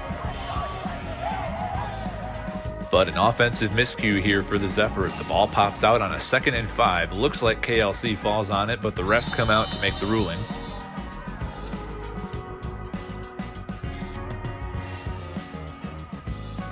And it is Blue Bombers football. Not quite out of it yet, getting aggressive now on offense, and Oldenhoff is going to throw about as perfect of a ball as you can throw here, but yet again his receiver cannot come down with it. This time it's McCoy Michael. So trying to make something happen on 3rd and 7. Oldenhoff is forced out of the pocket by Zeke Hennessy. Being pursued, is going to try to slip one into Carter Zimmerman, but it's another pass breakup by Caleb Vogel. 4th and 7, down by 14, gotta go for it, and Oldenhoff is forced out of the pocket again, throws it over the head of Winston Hasler, and the Zephyrs are going to get the ball back.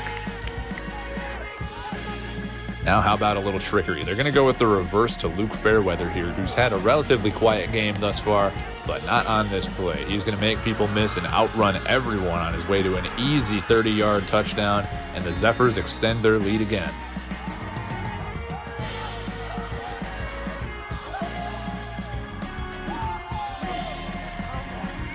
Now trailing 28-7, KLC is really in desperation mode. Oldenhoff is going to try to find Zimmerman, but Caleb Vogel is there again. What a statement performance from the freshman. Just trying to make something happen here on 4th and 6. Oldenhoff is going to complete this to Winston Hasler, but he's out of bounds shy of the first down, and they turn it over yet again.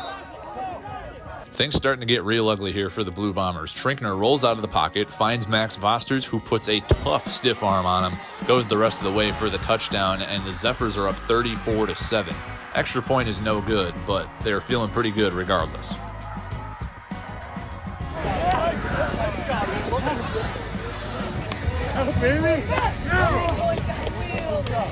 Oh my God.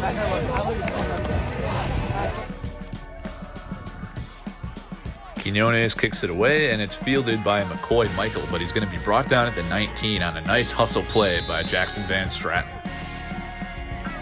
On 1st and 10, they try the handoff to McCoy Michael, but Jackson Van Stratton's all over this one too, limits him to a 3-yard gain. You can see the rest of our Zaleski Sports Hot Knocks on our Zaleski Sports channel on YouTube. Halftime is brought to you by Innovative Health in Weston, providing complete chiropractic care for the greater Wausau community, keeping your body running the way it was intended. Feel better, live better. Innovative Health. Our Innovative Health halftime adjustments. Well, the Evergreens will get the ball, and Chi-Hi's got to talk about a way of getting a stop, or else they will have squandered a 2-score lead. I'm Chris Conley. Let's review our first half scoring. Chippewa Falls scored at 7:03 of the first half. They went for it on 4th and 2 and came up with a 36-yard touchdown pass to Jalen Smith. They led 7-0. Evergreens fumbled the ball deep in their own end, and Chi-Hi 2 plays later had a Tanner Benke 16-yard run. End of 1, Chi-Hi 14, DC Everest nothing. Evergreens put together a long drive in the early stages of the second quarter, capped off by a Corbin Enzenroth 2-yard run.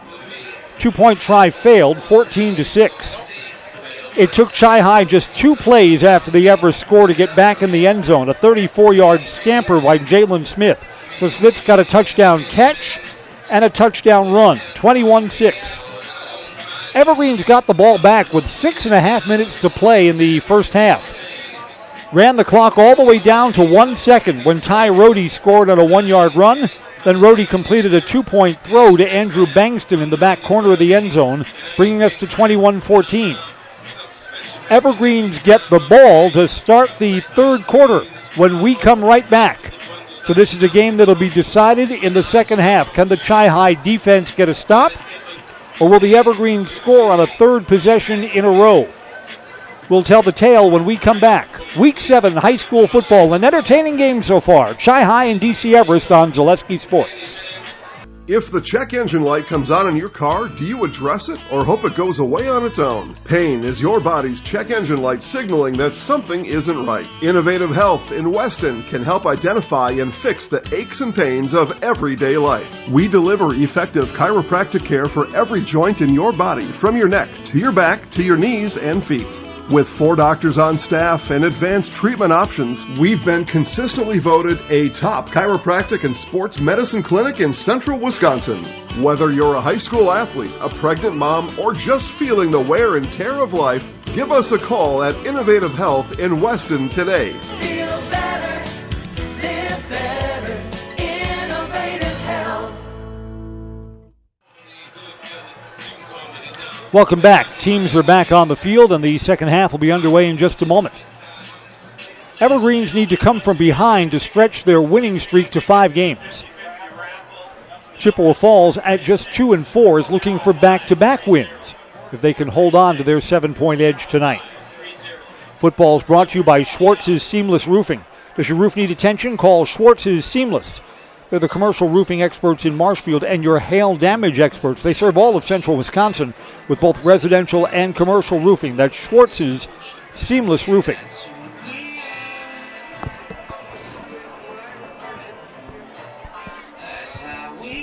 Evergreens did not play well in the first quarter, and they had a fumble that cost them points. Played much better in the second quarter. Can they build on that as the second half begins? They're about to announce the 50-50 raffle winner. It is such a huge crowd. Whoever wins that 50-50, they're going to need an armored car to take the money home. Yeah, if I was the winner, whoever the community resource officer is from the Mountain Bay PD, I'd stay close to them. Officer, would you please walk me to my car? Thank you so much.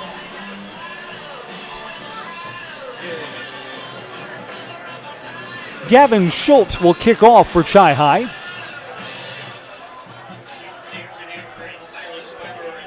Silas Weber and Andrew Bankston to return for the Evergreens. So the third quarter is about to get underway. See what kind of field position the Evergreens can work out here to start this opening Q3 drive. Kicking deep. Weber from the goal line. Cuts out towards the center of the field. Gets a block, still going. 30, turns it upfield out to the 40, takes a big hit here. Penalty marker comes in behind the play. It's going to be a hold on the Evergreens. So what looked like it was going to be at the 40. Let's see, the flag is at the 37. We're going to move back 10 yards from there. So a pretty good return is moving backwards.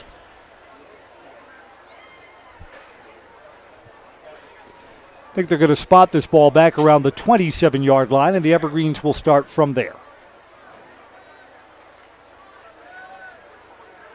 Chippewa Falls has not been penalized in this game. That's the third flag to fly against Everest. Spotted at the 26-yard line. Evergreens are looking to score on back-to-back-to-back drives. Evergreens shift the extra blocker to the right side on first down. Enzenroth between the tackles. Almost had that ball stripped. He's across the 30 and out to the 31. 5 on first down.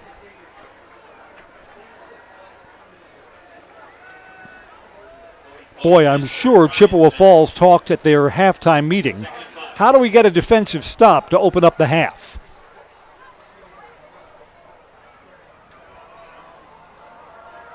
Evergreen sure did clean things up from the first quarter to the second quarter. Looking to build on that here. 2 receivers up high on second down. Enzenroth again. Penalty marker comes in at the line of scrimmage. Short of the first down.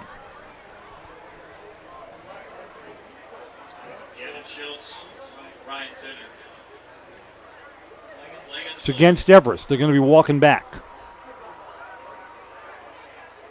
Holding Everest. Spot foul from the line of scrimmage. Ball moves back to the 21-yard line. We'll replay second down, 2nd and 15. Boy, in high school football especially, the holding penalties are drive killers.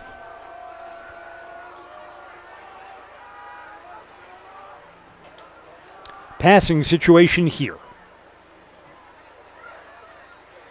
Nope, keep it on the ground. Enzenroth cuts back, gets back some, but not all of the penalty yardage. He gains 9.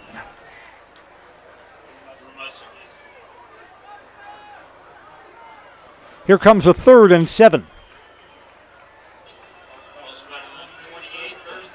Evergreen's been okay on third down. They need to get the ball out to the 36-yard line.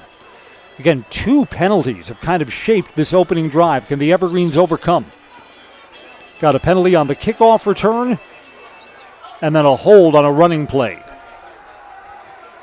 Xavier Edwards is the near receiver up high. Does Chi-Hi blitz here? On the ground again to Enzenroth. Cuts it back, not fooled. Conservative play calling, and the Evergreens have only 2 yards. It is 4th and 6.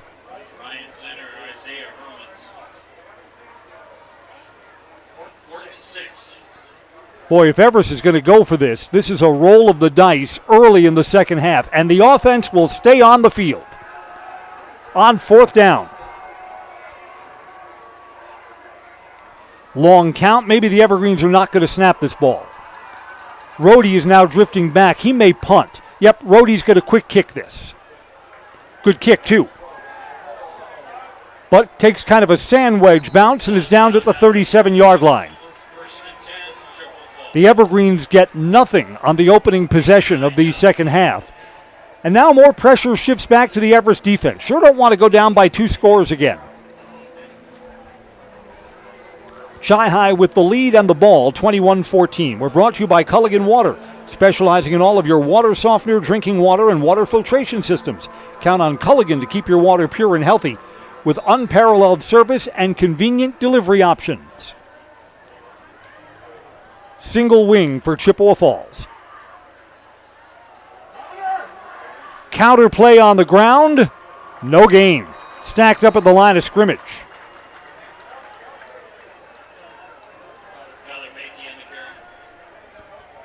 Tyler Banky, who's busted a big run and has had a big kickoff return. No gain there. 2nd and 10. Well, they're spotting him forward for a little less than a yard.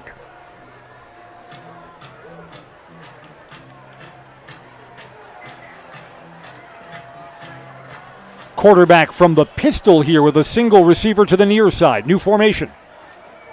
Across the formation, Banky again. He's dragging a man with him. Evergreen's good defense. Only a yard. 3rd and 8.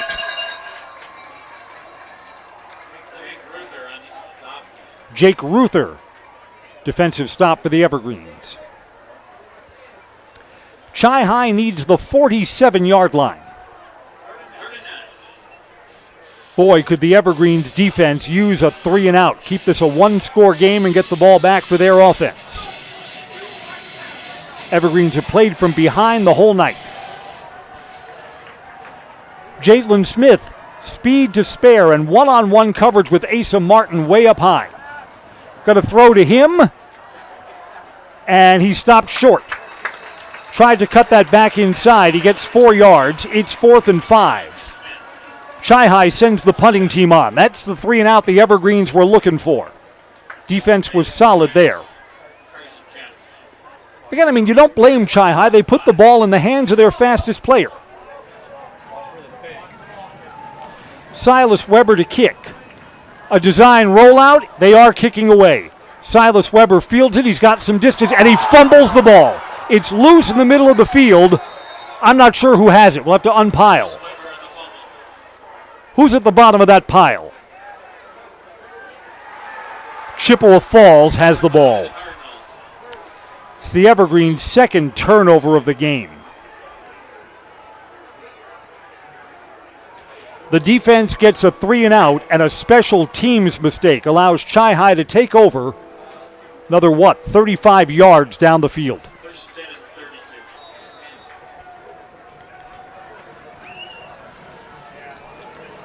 So the defense has to go right out there again.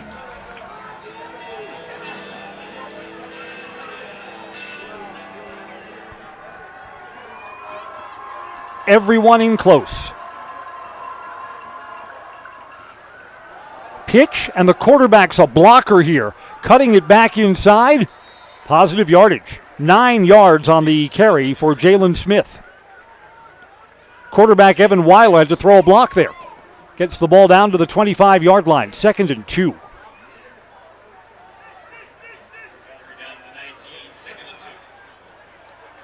I mean, what's the difference in the game?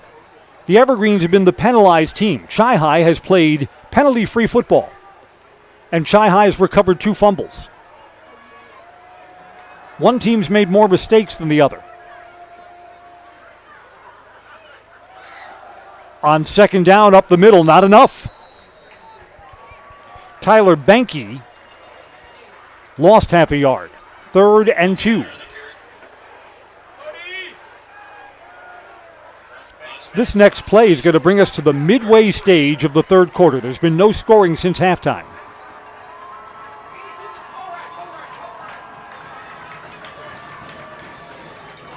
Chippewa Falls has 2 plays. They go on 4th down. They got 2 plays to get 2.5 yards.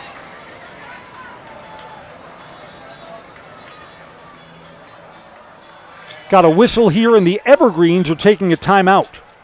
3rd and short when we come back, midway through the 3rd quarter on Zaleski Sports. Great Lakes Cheese in Wausau is hiring full-time 2nd and 3rd shifts with competitive starting wages and a pay increase every 90 days during your first year. Great Lakes Cheese invests in their employees. Apply today at jobs.greatlakescheese.com. Does your roof need attention? Don't replace it, restore it with Seamless Commercial Roofing. Our process is guaranteed and a fraction of the cost of replacement with no downtime. When your roof needs attention, call Seamless Commercial Roofing in Marshfield. Welcome back. I'm Chris Conley. Evergreens taking a timeout on defense, trailing 21-14. Chippewa Falls driving after an Everest fumble on a punt. Chi-High's 2nd touchdown of the evening in the 1st quarter, which made it 14-0, came after an Everest fumble. Single receiver down low. Wildcat and a 1st down. Colin Clary got the direct snap. Let's see where they mark this. They marked him a little bit short. No. I was hopeful looking across the way. They were just late in adjusting the down marker. That is a 1st down to the 22-yard line.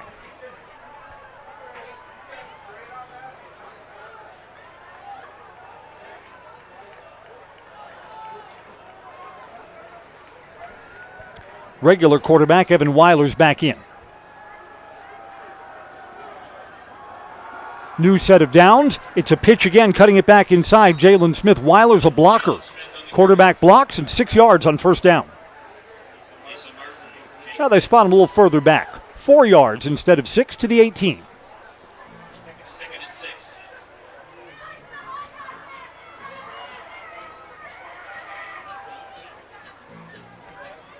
Evergreens have put their defense in a tough spot, really trying not to give up more points here.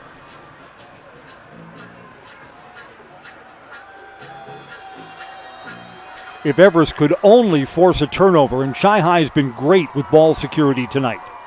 From the pistol on second down, Smith across the formation, handoff to the running back, and there's a block there. And just short of the first down is Tyler Banky. It's got to be 3rd and 2. Silas Weber makes the stop for the Evergreens. And it's a short 2 at that.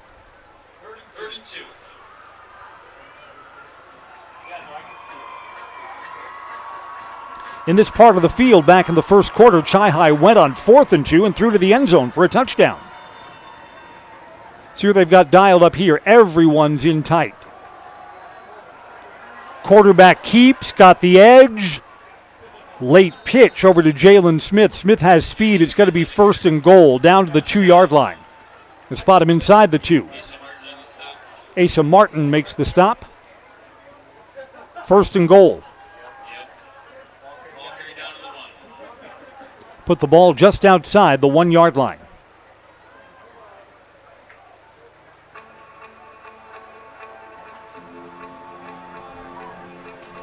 Chippewa Falls looking to make the Evergreens pay for a mistake.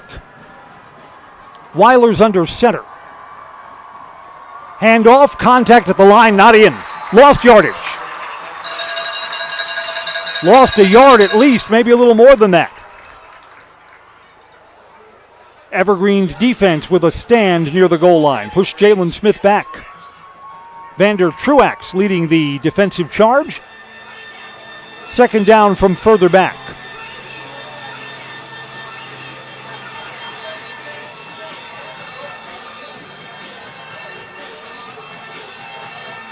Evergreens need another 1 or 2 plays like that for sure. Under center. Pitch to the goal line, he's in. Jalen Smith has just scored his 3rd touchdown from 1 yard out. The fumble on the punt cost the Evergreens points, and Chi-Hi is back up by 2 scores.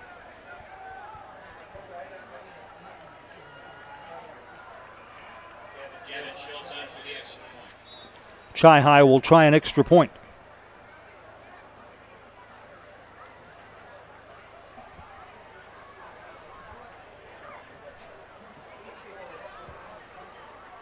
Gavin Schultz to try the kick.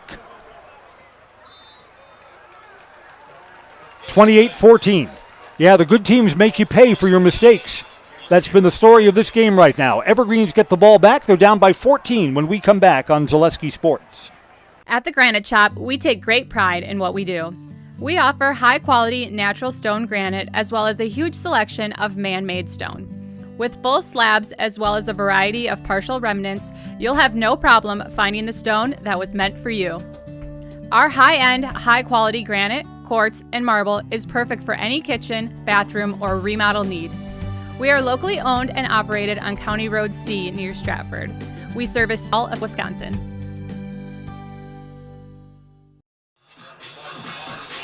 Suddenly, neither defense has been able to get stops in this game. We are brought to you by Express Employment. Get help finding your next career at Express Employment. Locations in Wausau, Stevens Point, and Marshfield. Learn more at their website, expresspros.com. That's expresspros.com. And we're sponsored by Axis Insurance. For all your personal, business, auto, and life insurance needs, there's always a local agent you can look to at Axis Insurance. Learn more at AxisInsurance.net. Axis Insurance Agency. Their business revolves around you.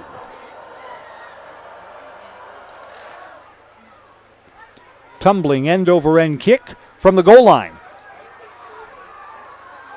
Silas Weber cuts it back at the 20. He lost the football again. Evergreens, though, have recovered this time. What's going on out there? Boy, I mean, one more mistake for the Evergreens could really sink the ship tonight.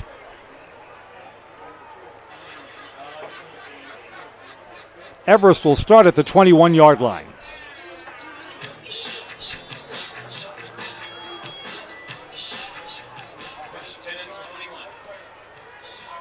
Under 3 to go in the third quarter. Rohde from the pistol, Enzenroth to his left. Handoff Enzenroth between the tackles. Solid gain on first down. He's forward for 9 out to the 30-yard line.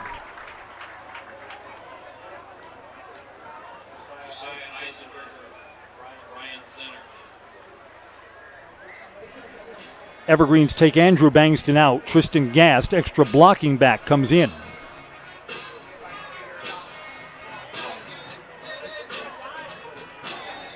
Being down by 2 scores, the Evergreens just put more pressure not only on their defense, but on their offense here. This drive has to come away with some kind of answer.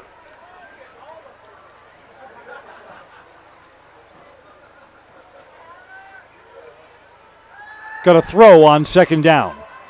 A late rush on the run. Rohde back across his body. Dangerous pass, and it's caught. Threw into double, no, triple coverage, and Mason Hine catches it. There was nothing good about that decision until the play was successful. He's rolling out and throws back across his body into the center of the field into triple coverage. Threads the needle to Mason Hine.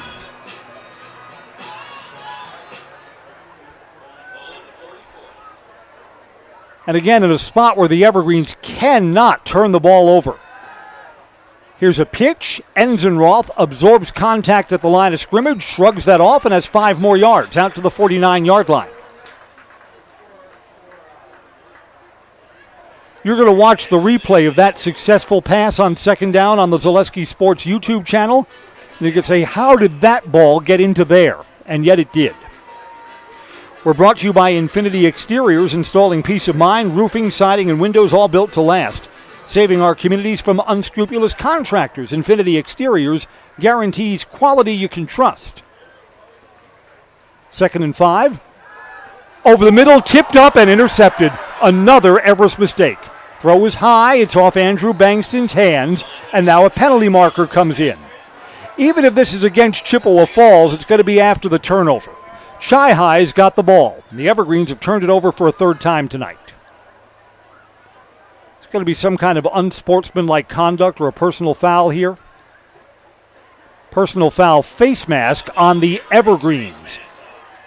So not only have the Evergreens turned the ball over, but we're moving forward 15 yards from there.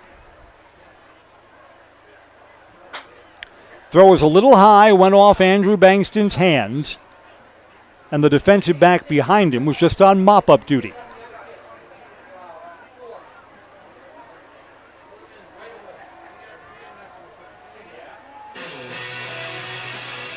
Walk off the penalty across the 50.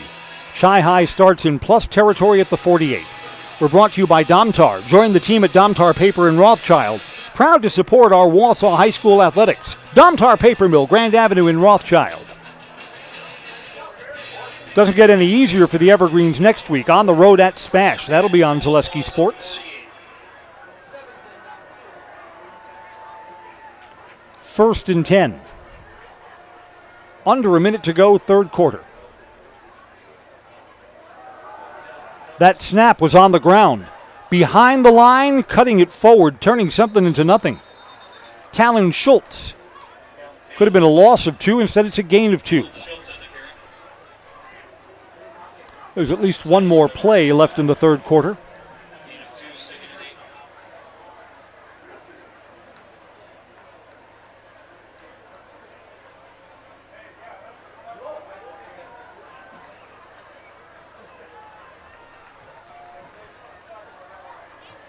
Everyone's in tight for this second down call.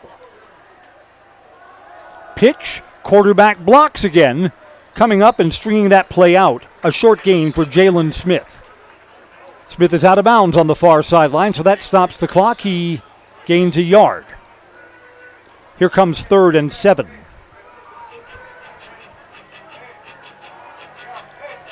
I don't know, Chi-High up by 2 scores. If the Evergreens get a stop here, would probably kick, right? Pin the Evergreens back, play a field position game, so this is a big 3rd down for the Everest defense.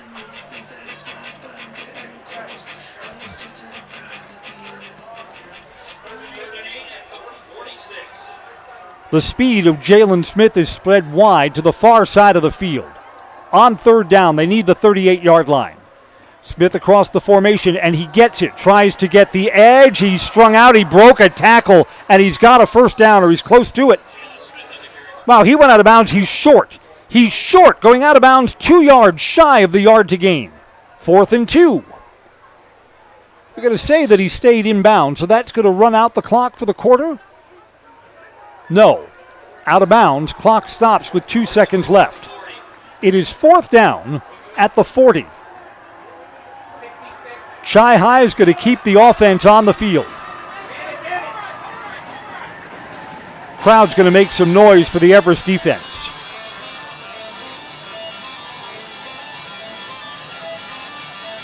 All of this after an interception, a 3rd Everest turnover of the evening. Chi-High's got 1 receiver down low on 4th down. Quarterback, Wildcat snap, got to be a penalty. This is coming back on a hold. The Wildcat is a big gain for Colin Clary, but this touchdown's coming off the board. We're going to have a hold there. Holding on Chippewa Falls. That is the last play of the 4th quarter, but we're going back 10 yards from the backfield. No touchdown, and Chi-High will probably be in punt formation to start the 4th quarter. It's a rotten time for the Cardinals' first penalty of the game. We'll switch sides. The Evergreens are likely to get the ball back. Chippewa Falls 28, DC Everest 14 as we head to the 4th quarter on Zaleski Sports. Is it time to replace your old gutters? Call Schwartz Seamless Gutters and protect your home with new seamless technology. No seams, no leaks. With free estimates in 2 days or less and workmanship guaranteed, our service is as seamless as our gutters. We have team members in our lives, whether it's this or that or friends, and he's my team member that looked for my best interest. And he said, we're going to get you up walking without the walker. And I'm like, oh, really? And he says, yeah, we are. I'm really grateful from the bottom of my heart to Shai and his staff because they made the impossible seem possible. Call to set up a free, no obligation evaluation. Next Step Prosthetics, the fit for you.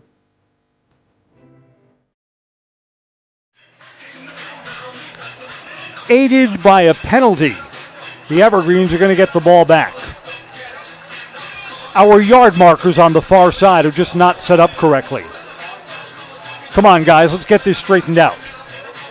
There's confusion over which team is going in which direction. Yeah, the sticks were right. The team's lined up in the wrong direction. Colin Clary, whose run was called back on the hold, is in punt formation. Silas Weber back to return the kick. And the punt is muffed in the backfield. And the Evergreens are going to have a short field. Finally, Chi-High makes a mistake. Boy, that leaves the door open a little bit for Everest. They'll take over at the 25-yard line. Chippewa Falls' first mistake of the entire night.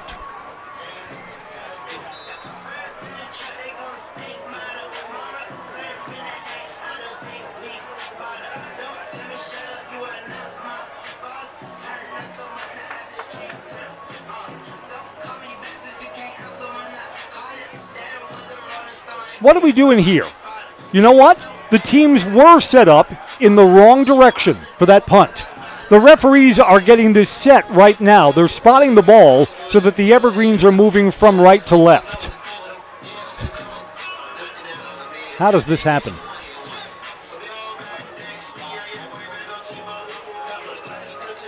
No, now is this right? Yes. We're moving the ball down to the other side of the field. Evergreens are moving left to right from the 27-yard line.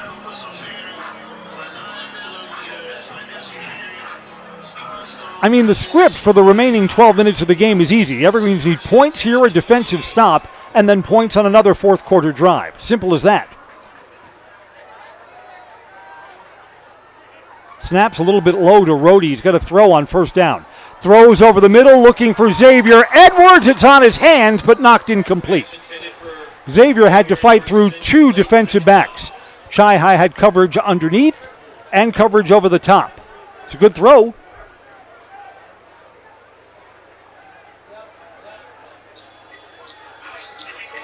Xavier Edwards sometimes will outfight 2 defensive backs. Football is brought to you by J&D Tube Benders, founded in 1968. They've been in the Felch family ever since. It's a locally owned manufacturer specializing in tube bending, welding, and cutting. Find and join the J&D Tube Bending team at the Schofield Industrial Park or online, jdtubebending.com. Evergreens had too many men in the huddle. It's going to cost them 5 yards. Had 12 instead of 11 on the field. Will go back 5 yards, 2nd and 15.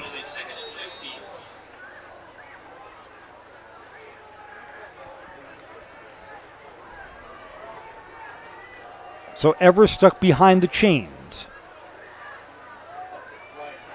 Extra blockers to the right side, and Corbin Enzenroth to his quarterback's left. Handoff, Enzenroth, he's going that way. Penalty marker down. This is going to be some kind of illegal formation against Everest. Back-to-back penalties here on the Evergreens. In fact, there were flags down on both the near and the far side.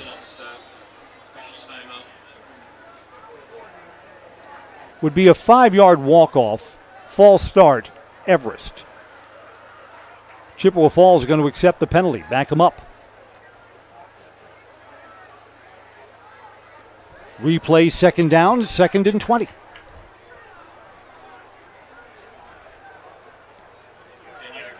The Evergreens have done a good job keeping Ty Rohde out of must-throw situations. This feels like a must-throw situation.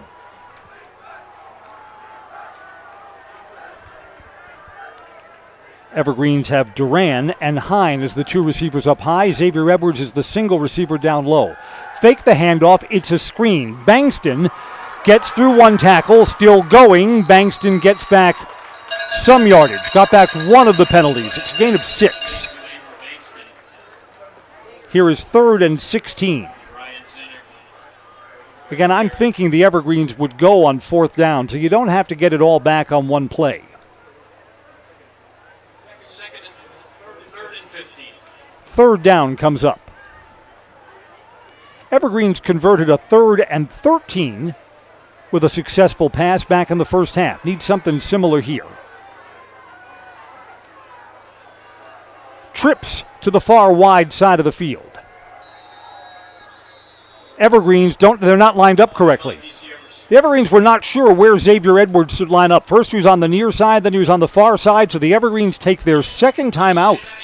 They have only 1 remaining. 11 minutes to go in this game. We'll step aside for a break. A key 3rd down coming up when we come back on Zaleski Sports.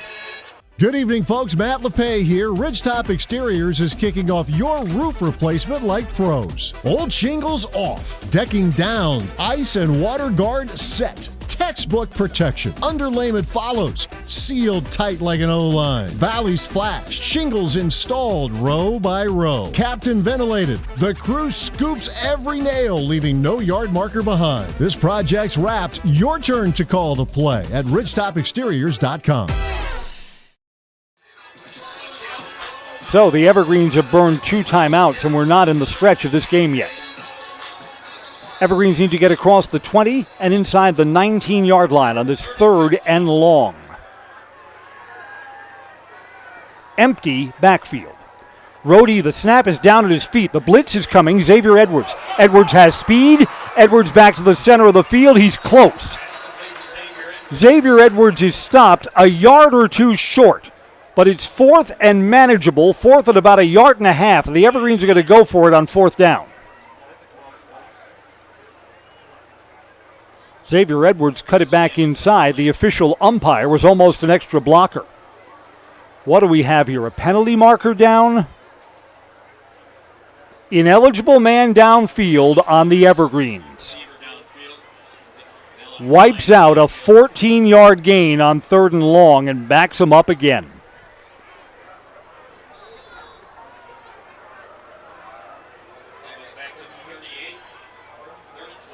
3rd and 20 on what would have been 4th and a yard and a half. 3 receivers up high. Trying to make this a 4th and manageable. Design rollout, throw across the middle. Xavier Edwards with a catch again. He's down to the 25-yard line. This is going to be 4th and about 7 coming up there, and the Evergreens are going to have to go for it.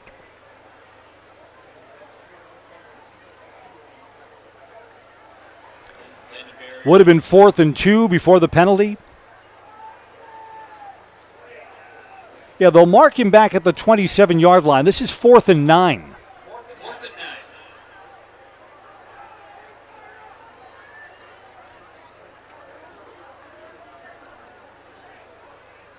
Boy, if the Evergreens are stopped short on this play, pulling out a win seems just much, much less likely. Here comes a big play for the Chi-Hi defense.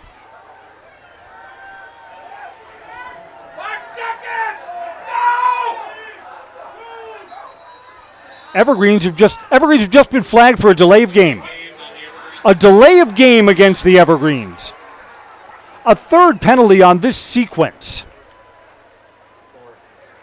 Evergreens coaches recognized in the booth to our right that the play clock was running out. Now 4th and 14. Evergreens have just made this so much harder on themselves. Evergreens, it's a reverse. It's a pitchback. Rohde gets away, keeps the play alive. Rohde throws into double coverage. It's tipped and incomplete. That's kind of a weird time to trot out a trick play. The Evergreens are foiled on 4th and 14. I know there are so few plays in the playbook for that situation. Ball was in Enzenroth's hands, was in Xavier Edwards' hands, then back to Rohde, and Rohde had to throw under pressure. A muffed punt from Chi-Hi does not cost them.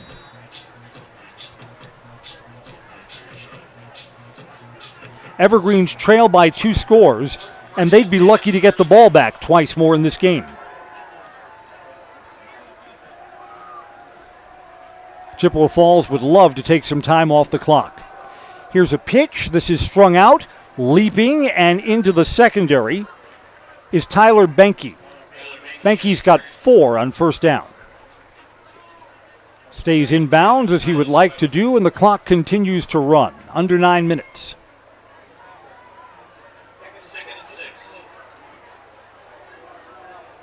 Boy, that last Everest drive, they got a short field, and that was just ugly. Penalty after penalty. The Evergreens blew themselves up.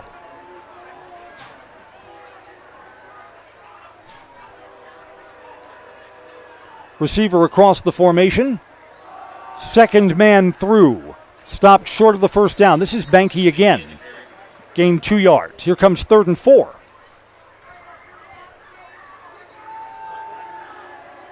Evergreens can stop the clock only once more in this game.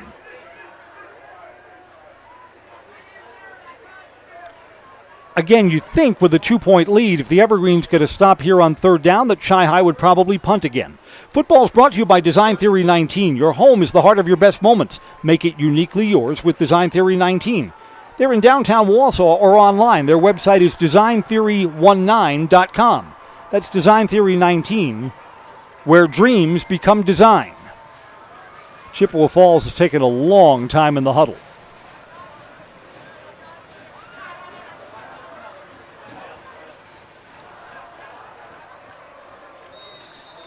Chi-Hi has just called a timeout before taking a delay of game penalty.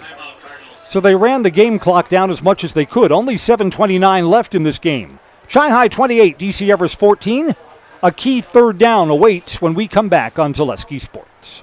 Selling your car to Dahl Auto is quick and easy. Bring your title and keys, and you'll have a check in as little as 30 minutes. Still owe money on your vehicle? No problem. We'll take care of it. Dahl Auto. Simple. Get more sales, more customers, more employees, more community support. Let Zaleski Sports help you today. Our advertising rates are less than what you have in your pocket now. People just like you watching this broadcast are your next customer or team member. Plus, you'll have the satisfaction of making sure that our light continues to shine on these student athletes. Use the phone in your hand. Email us now.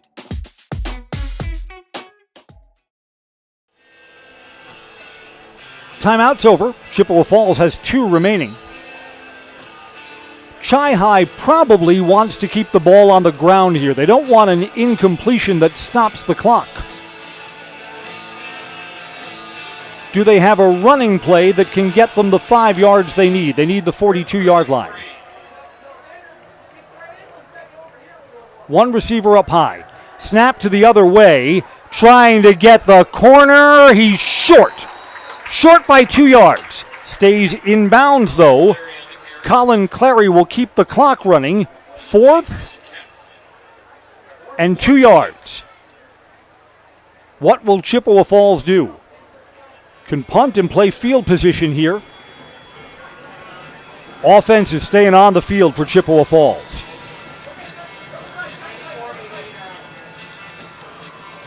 Evergreen's late defensive substitutions. Maybe Chi-High just runs the clock all the way down and then decides to kick it away. I don't know, up by 2 scores. I don't want to give my opponent a short field here. But boy, a first down lets you take a lot more time off the clock. Quarterback's under center. They are indeed snapping it. It's drawn out and spins back. He's short. I don't think he's got the first down there. This will depend on the spot. And they're saying first down. First down for Tyler Banky. Not by much. No measurement called for. He got to the 42-yard line, and the sticks move. It's going to bring us to the halfway point of the 4th quarter, and Chi-High still has the ball. Kept the ball on the ground, got the first down, and will keep the clock moving.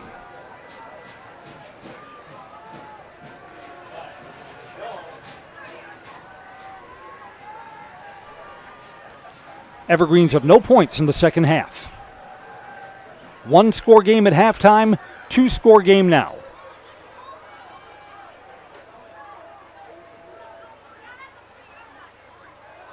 First man through, busts into the secondary. Caught from behind inside the 20-yard line.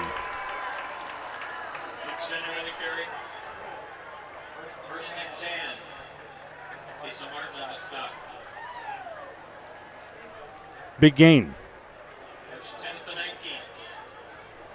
I believe that was Tyler Banky. Didn't see his number as he emerged from the pile. To the red zone. Points here would give Chippewa Falls a happy bus ride home.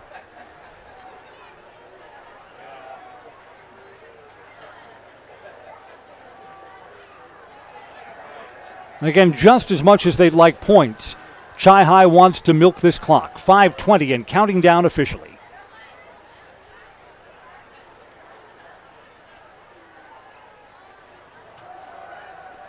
Banky again. Into the secondary, still going. He's inside the 10-yard line. Gain of 11. First and goal. Silas Weber makes the stop.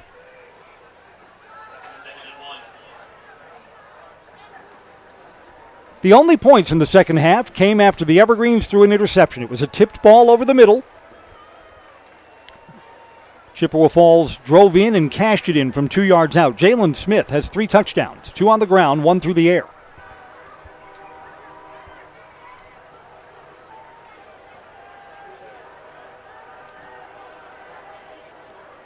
Homecoming is 9 yards away from being a little less happy.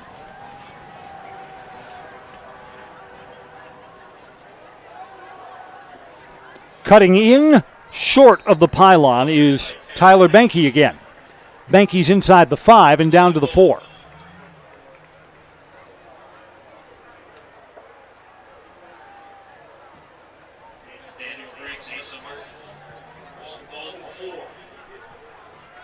They'll be under 4 minutes to play in the game when Chippewa Falls snaps it here.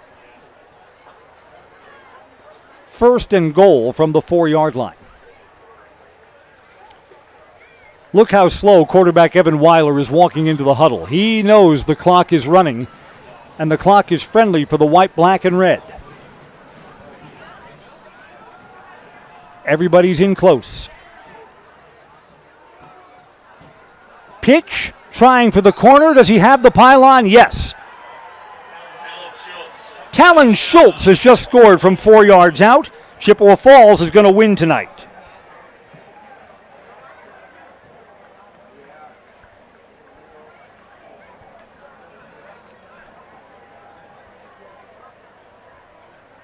This one's no longer in doubt.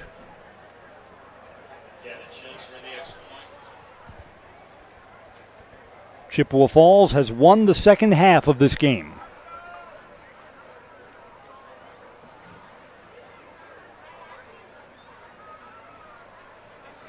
First time tonight that Chi-Hi has a 3-score lead. There's a penalty after the kick.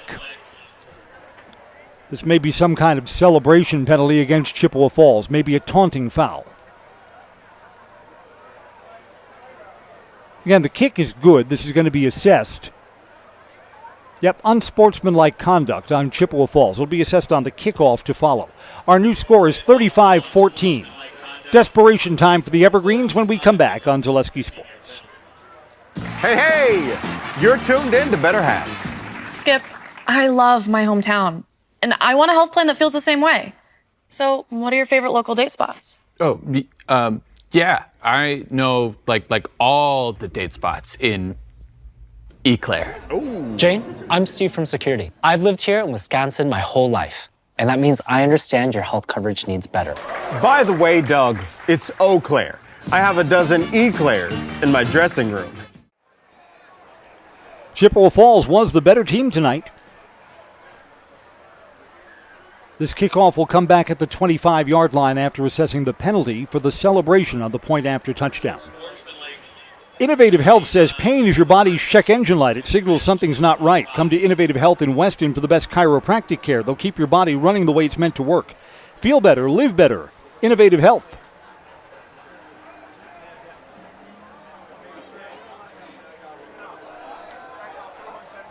Just doesn't seem like there's enough time left in this game for the Evergreens to overcome the hole that they find themselves in.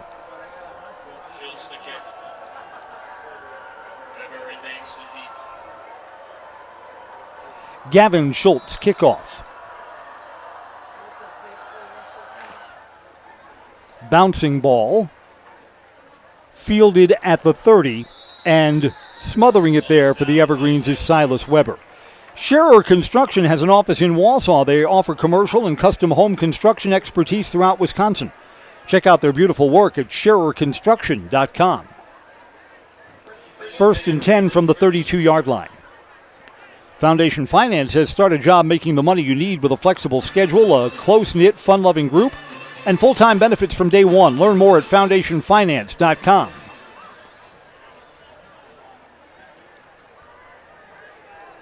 Ty Rohde is under center on first down, a 4-receiver package. 3 of them are up high. Protection's pretty good. Rolling out to that side of the field, surveying, throws back across his body again. It's complete. Gain of 12 and a first down to Samuel Duran. Evergreens have another play called right up to the line of scrimmage.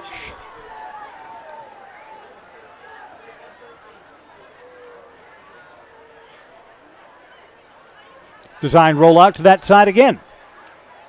Late pressure, throwing to the center of the field. This is complete. Mason Hine.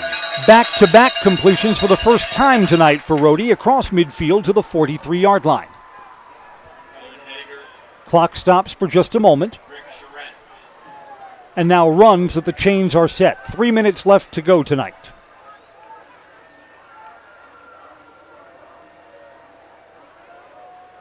Straight drop here. Rohde throws underneath, short hopped Andrew Bankston, incomplete, and the clock stops. On the field tonight, Chi-Hi coach Chuck Rakovic will tell us about how his team played today. And a player of coach's choosing.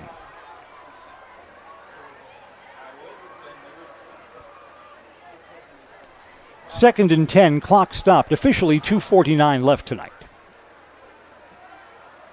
Evergreen's 4-game winning streak will end. Screen here. Enzenroth stepped out of bounds. Gain of 7. Clock will stop. Preserve some seconds here at 2:42 left in the game. He's down at the 37-yard line. Gain of 6 on the completion. So Rohde's completed 3 of his last 4.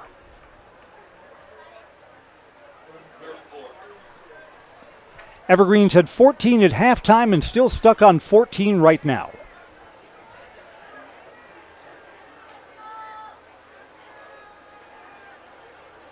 Evergreens turned it over once more in the second half on an interception and were penalized on 4th down, but would have been 4th and 1. There's a catch, no, a big hit, and Samuel Duran can't hold on to it.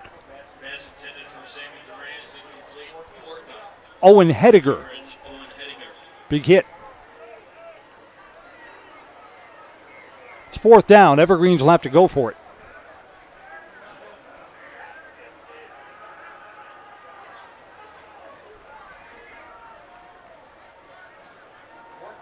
Yeah, the Evergreens were so hopeful coming out of the tunnel at halftime. They trailed by only 1 score and got the ball. Chi-Hi's defense came up with a stop on the drive that opened the second half. Chi-Hi's widened their lead since then. Here is 4th down. Rohde leaps, throws to double coverage, almost caught, almost intercepted. Doesn't matter. The ball's going over to Chippewa Falls. That is an interception. It is officially the Evergreens' 4th turnover of the day. Owen Munson comes down with the ball. Again, Evergreens threw into double coverage there.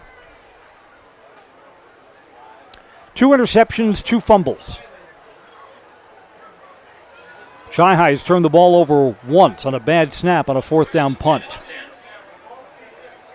The Chi-Hi turnover did not cost them points. Evergreens, of those 4 turnovers, they've given up 2 touchdowns because of them. That's a big difference in today's game. Chippewa Falls, an hour and a half on the bus ride home? They'll be celebrating having spoiled the Evergreens' homecoming. Keeping the ball on the ground here and staying in bounds. Out to the 14-yard line, and will be under 2 minutes to go when we untangle and snap.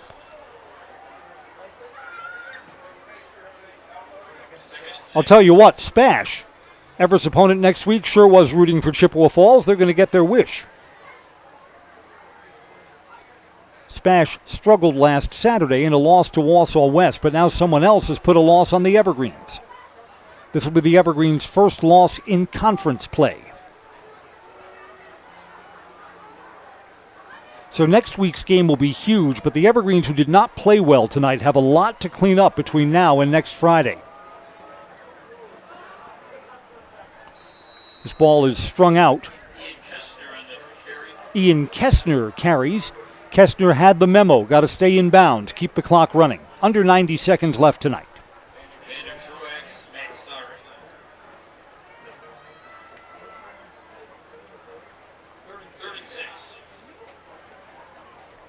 It is 3rd down, but it's all academic here. Chippewa Falls outscores the Evergreens 14-0 in the second half and is now coasting to a 35-14 win.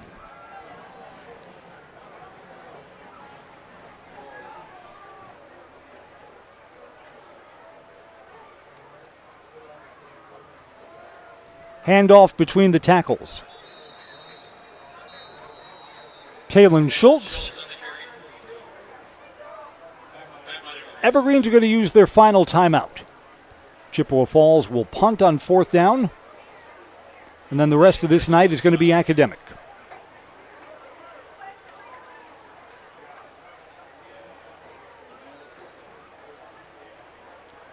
When the Evergreens review the game film of tonight, there will be some soul searching for sure. Yes, Chippewa Falls played well. They're a deserving winner tonight. No question about that. But the Evergreens made too many mistakes to be victorious in tonight's game.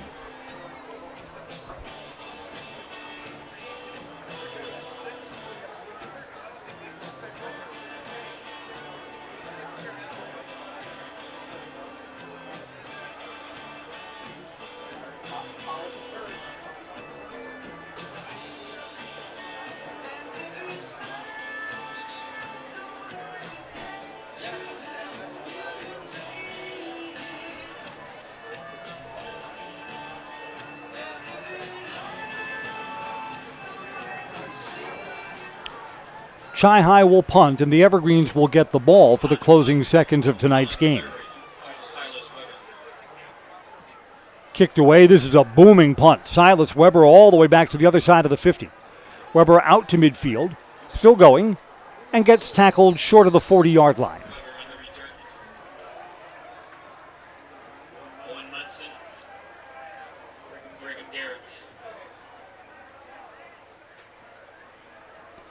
Evergreens will huddle up on the sideline before bringing the offense out. 3 touchdowns today for Jalen Smith, 2 on the ground, and 1 through the air. The other Chi-Hi touchdown scorers are running back Tyler Benke and Talon Schultz.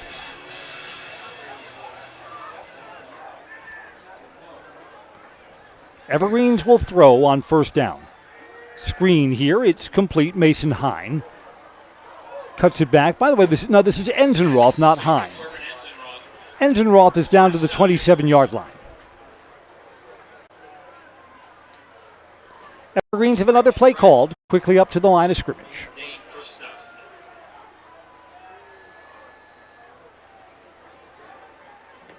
Snaps a little low. No pressure to speak of. Throwing to the end zone. Back corner to Xavier Edwards. He's knocked out of bounds. Xavier Edwards caught it but didn't get anything in bounds.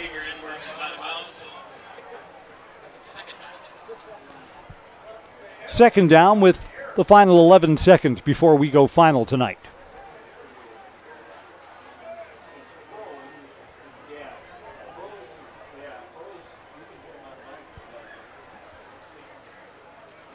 The Evergreens' 4-game winning streak will come to an end. They'll fall to 4-3 with tonight's loss. Chippewa Falls back-to-back wins, now 3-4. They'll have a chance to get back to 500 next week. Design rollout. Throwing underneath. This is caught and then out of bounds to stop the clock with 5 seconds left.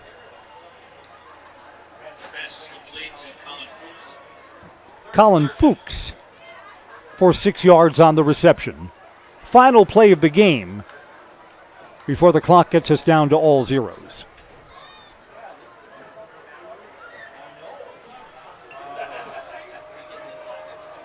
Marshfield is leading Wausau West 33-14 on one of our other Zaleski Sports channels. That game's about to go final too. Down to zeros on the clock, throw to the end zone, it's too high, and this ball game is over. Congratulations to the Chippewa Falls High School Cardinals. They are 35-14 winners, spoiling the Evergreens' homecoming. Everest and Spash next week. And the Evergreens are simply going to have to play better in Week 8 than they played in Week 7 tonight. We'll go down to the field for postgame coverage. The Merrill Steel postgame show is next. Consider moving your career to one of the largest growing fabrication companies in the upper Midwest. Apply at merrillsteel.com. I'm Chris Conley. Thank you for joining us for Zaleski Sports play-by-play coverage tonight. Repeating our final score, Chippewa Falls 35, DC Everest 14. Evergreens had it to within 1 score at halftime. Chippewa Falls shut them out in the second half.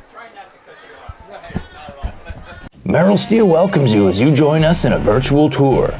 Our main facility in Schofield, Wisconsin covers an area of roughly 46 acres and is home to our company headquarters. From this location, paired with our facilities in Comanche, Iowa and Springfield, Missouri, we are able to easily fulfill the needs of the industry nationwide. With nearly 1 million square feet of combined space between our 3 facilities, we are able to take on some of the biggest and most complex jobs, making us one of the top 5 steel fabricators in the country. We employ the best of the best welders, those who can weld efficiently with both metal core and flux core, and who aren't afraid to work hard. We also offer on-the-job training, so even beginner welders can learn the ropes and help us build it big. As a backup to our dedicated weld fab team, we have a robotic welder. Merrill Steel is the 4th in the U.S. to have gotten one, keeping us on the leading edge of technology. With the combination of both man and machine, no job is too big to handle, but they'd have no work on their hands without our machine operators. Where our fabrication process really begins is here. Our skilled machine ops team is responsible for bringing in the raw steel.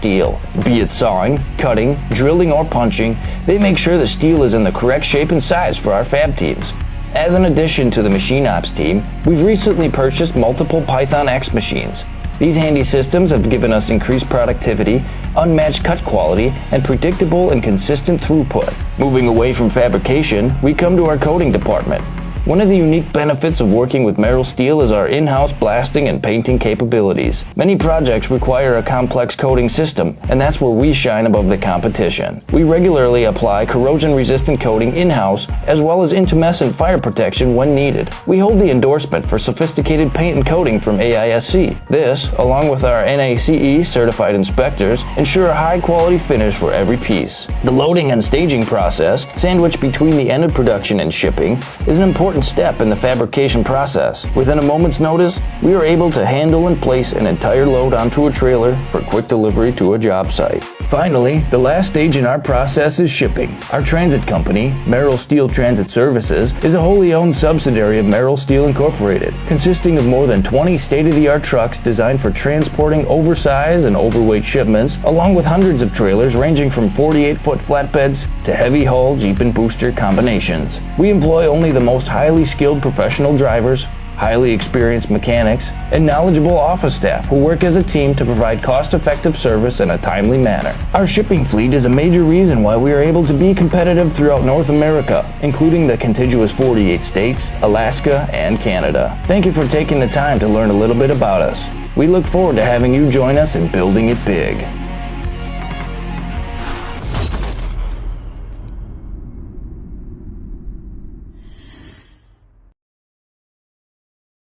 I'm Jamie Schley. As your American Family Insurance agent, I'm looking out for what matters to you, even when nothing is wrong.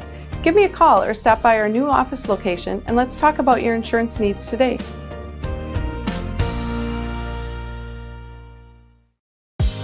Culligan Water delivers. From your first call, to your first sip, to your first soak. Culligan, give us a tap. The only water that comes with a van. Here at Brickner Motors, in Little Chicago, we will help you order your brand new Chrysler, Dodge, Ram, or Jeep and get it equipped the way you want it, in the color you've always dreamed of. Whether you choose from our in-stock selection or order factory fresh, quality vehicles at competitive prices are what keep people coming back again and again. Make the drive out to Brickner Motors on Little Chicago's northeast side and let our family take care of your family. You can count on us.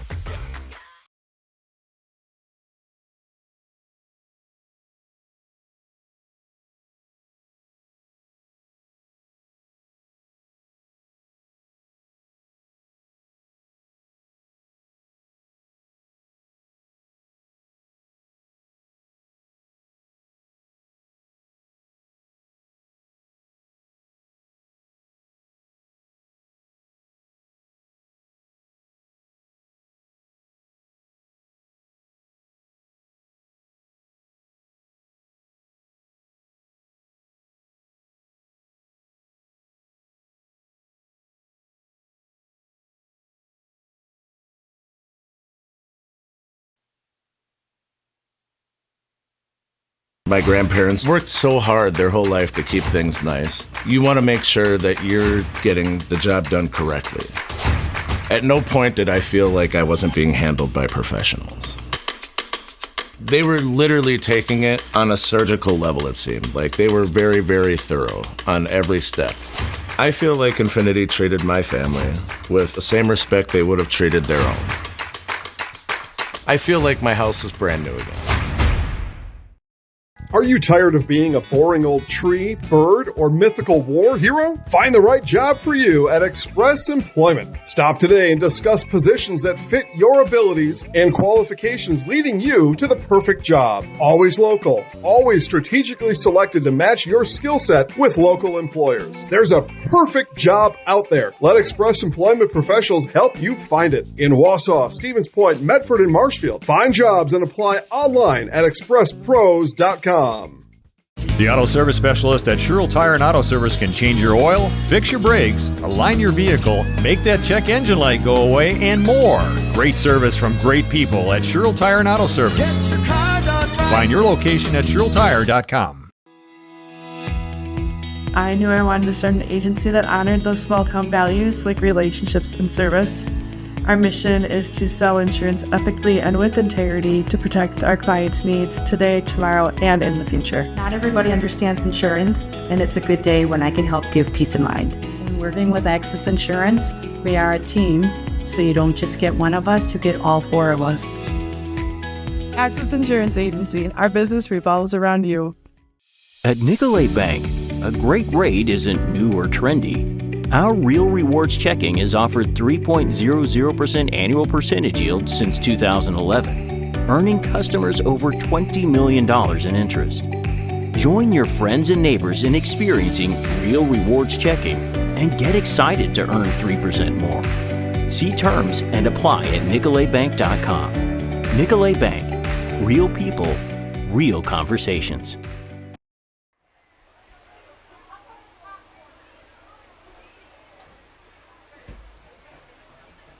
Coach, big difference. You got points off their turnovers. You didn't give up any points off your one turnover. I'll tell you what, in our first 5 games, we had 0 turnovers. We never got a turnover. And all of a sudden last week, we got our first one, and tonight we got a bunch, and we're happy about that. And your team won the second half. That's huge. I mean, going into the halftime locker room, it's a one-score game, and your defense played better in the second half. They did. Our defense, it's kind of been our Achilles heel all year, but they're getting better, and that's a sign of a good team if you get better and better every week, and we are. Coach, is that the area where the team's improved most from the beginning of the season to now, better defense? Absolutely, I think so. That's what I would say, but, after a game like tonight, yes. It's going to be a happy bus ride home. Coach, congratulations. Our final score is 35-14. That's going to wrap up our Zaleski sports coverage. Chippewa Falls on the road defeats DC Everest. I'm Chris Conley. Good night, everybody. Coach, thank you for coming.